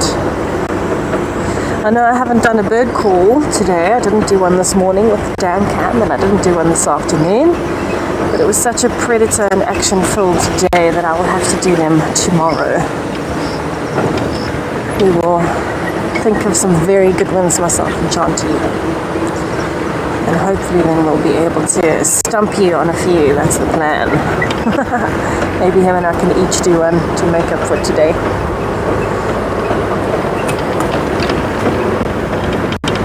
Alright, so I'm just about to arrive at the clearings next to Gari Dam. I'm not sure if there's going to be anything here. I'm hoping there'll be some impalas maybe, but I do know that they like to be up in quarantine as well. But I have had very good luck in wildcats. That's exciting. But I'm always looking for that last minute find, you know me. That last minute find is always important. Such an adrenaline-filled day today, just one thing after the next.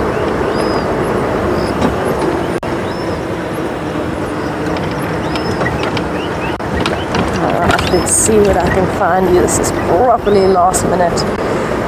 Let's see. Scrub hairs.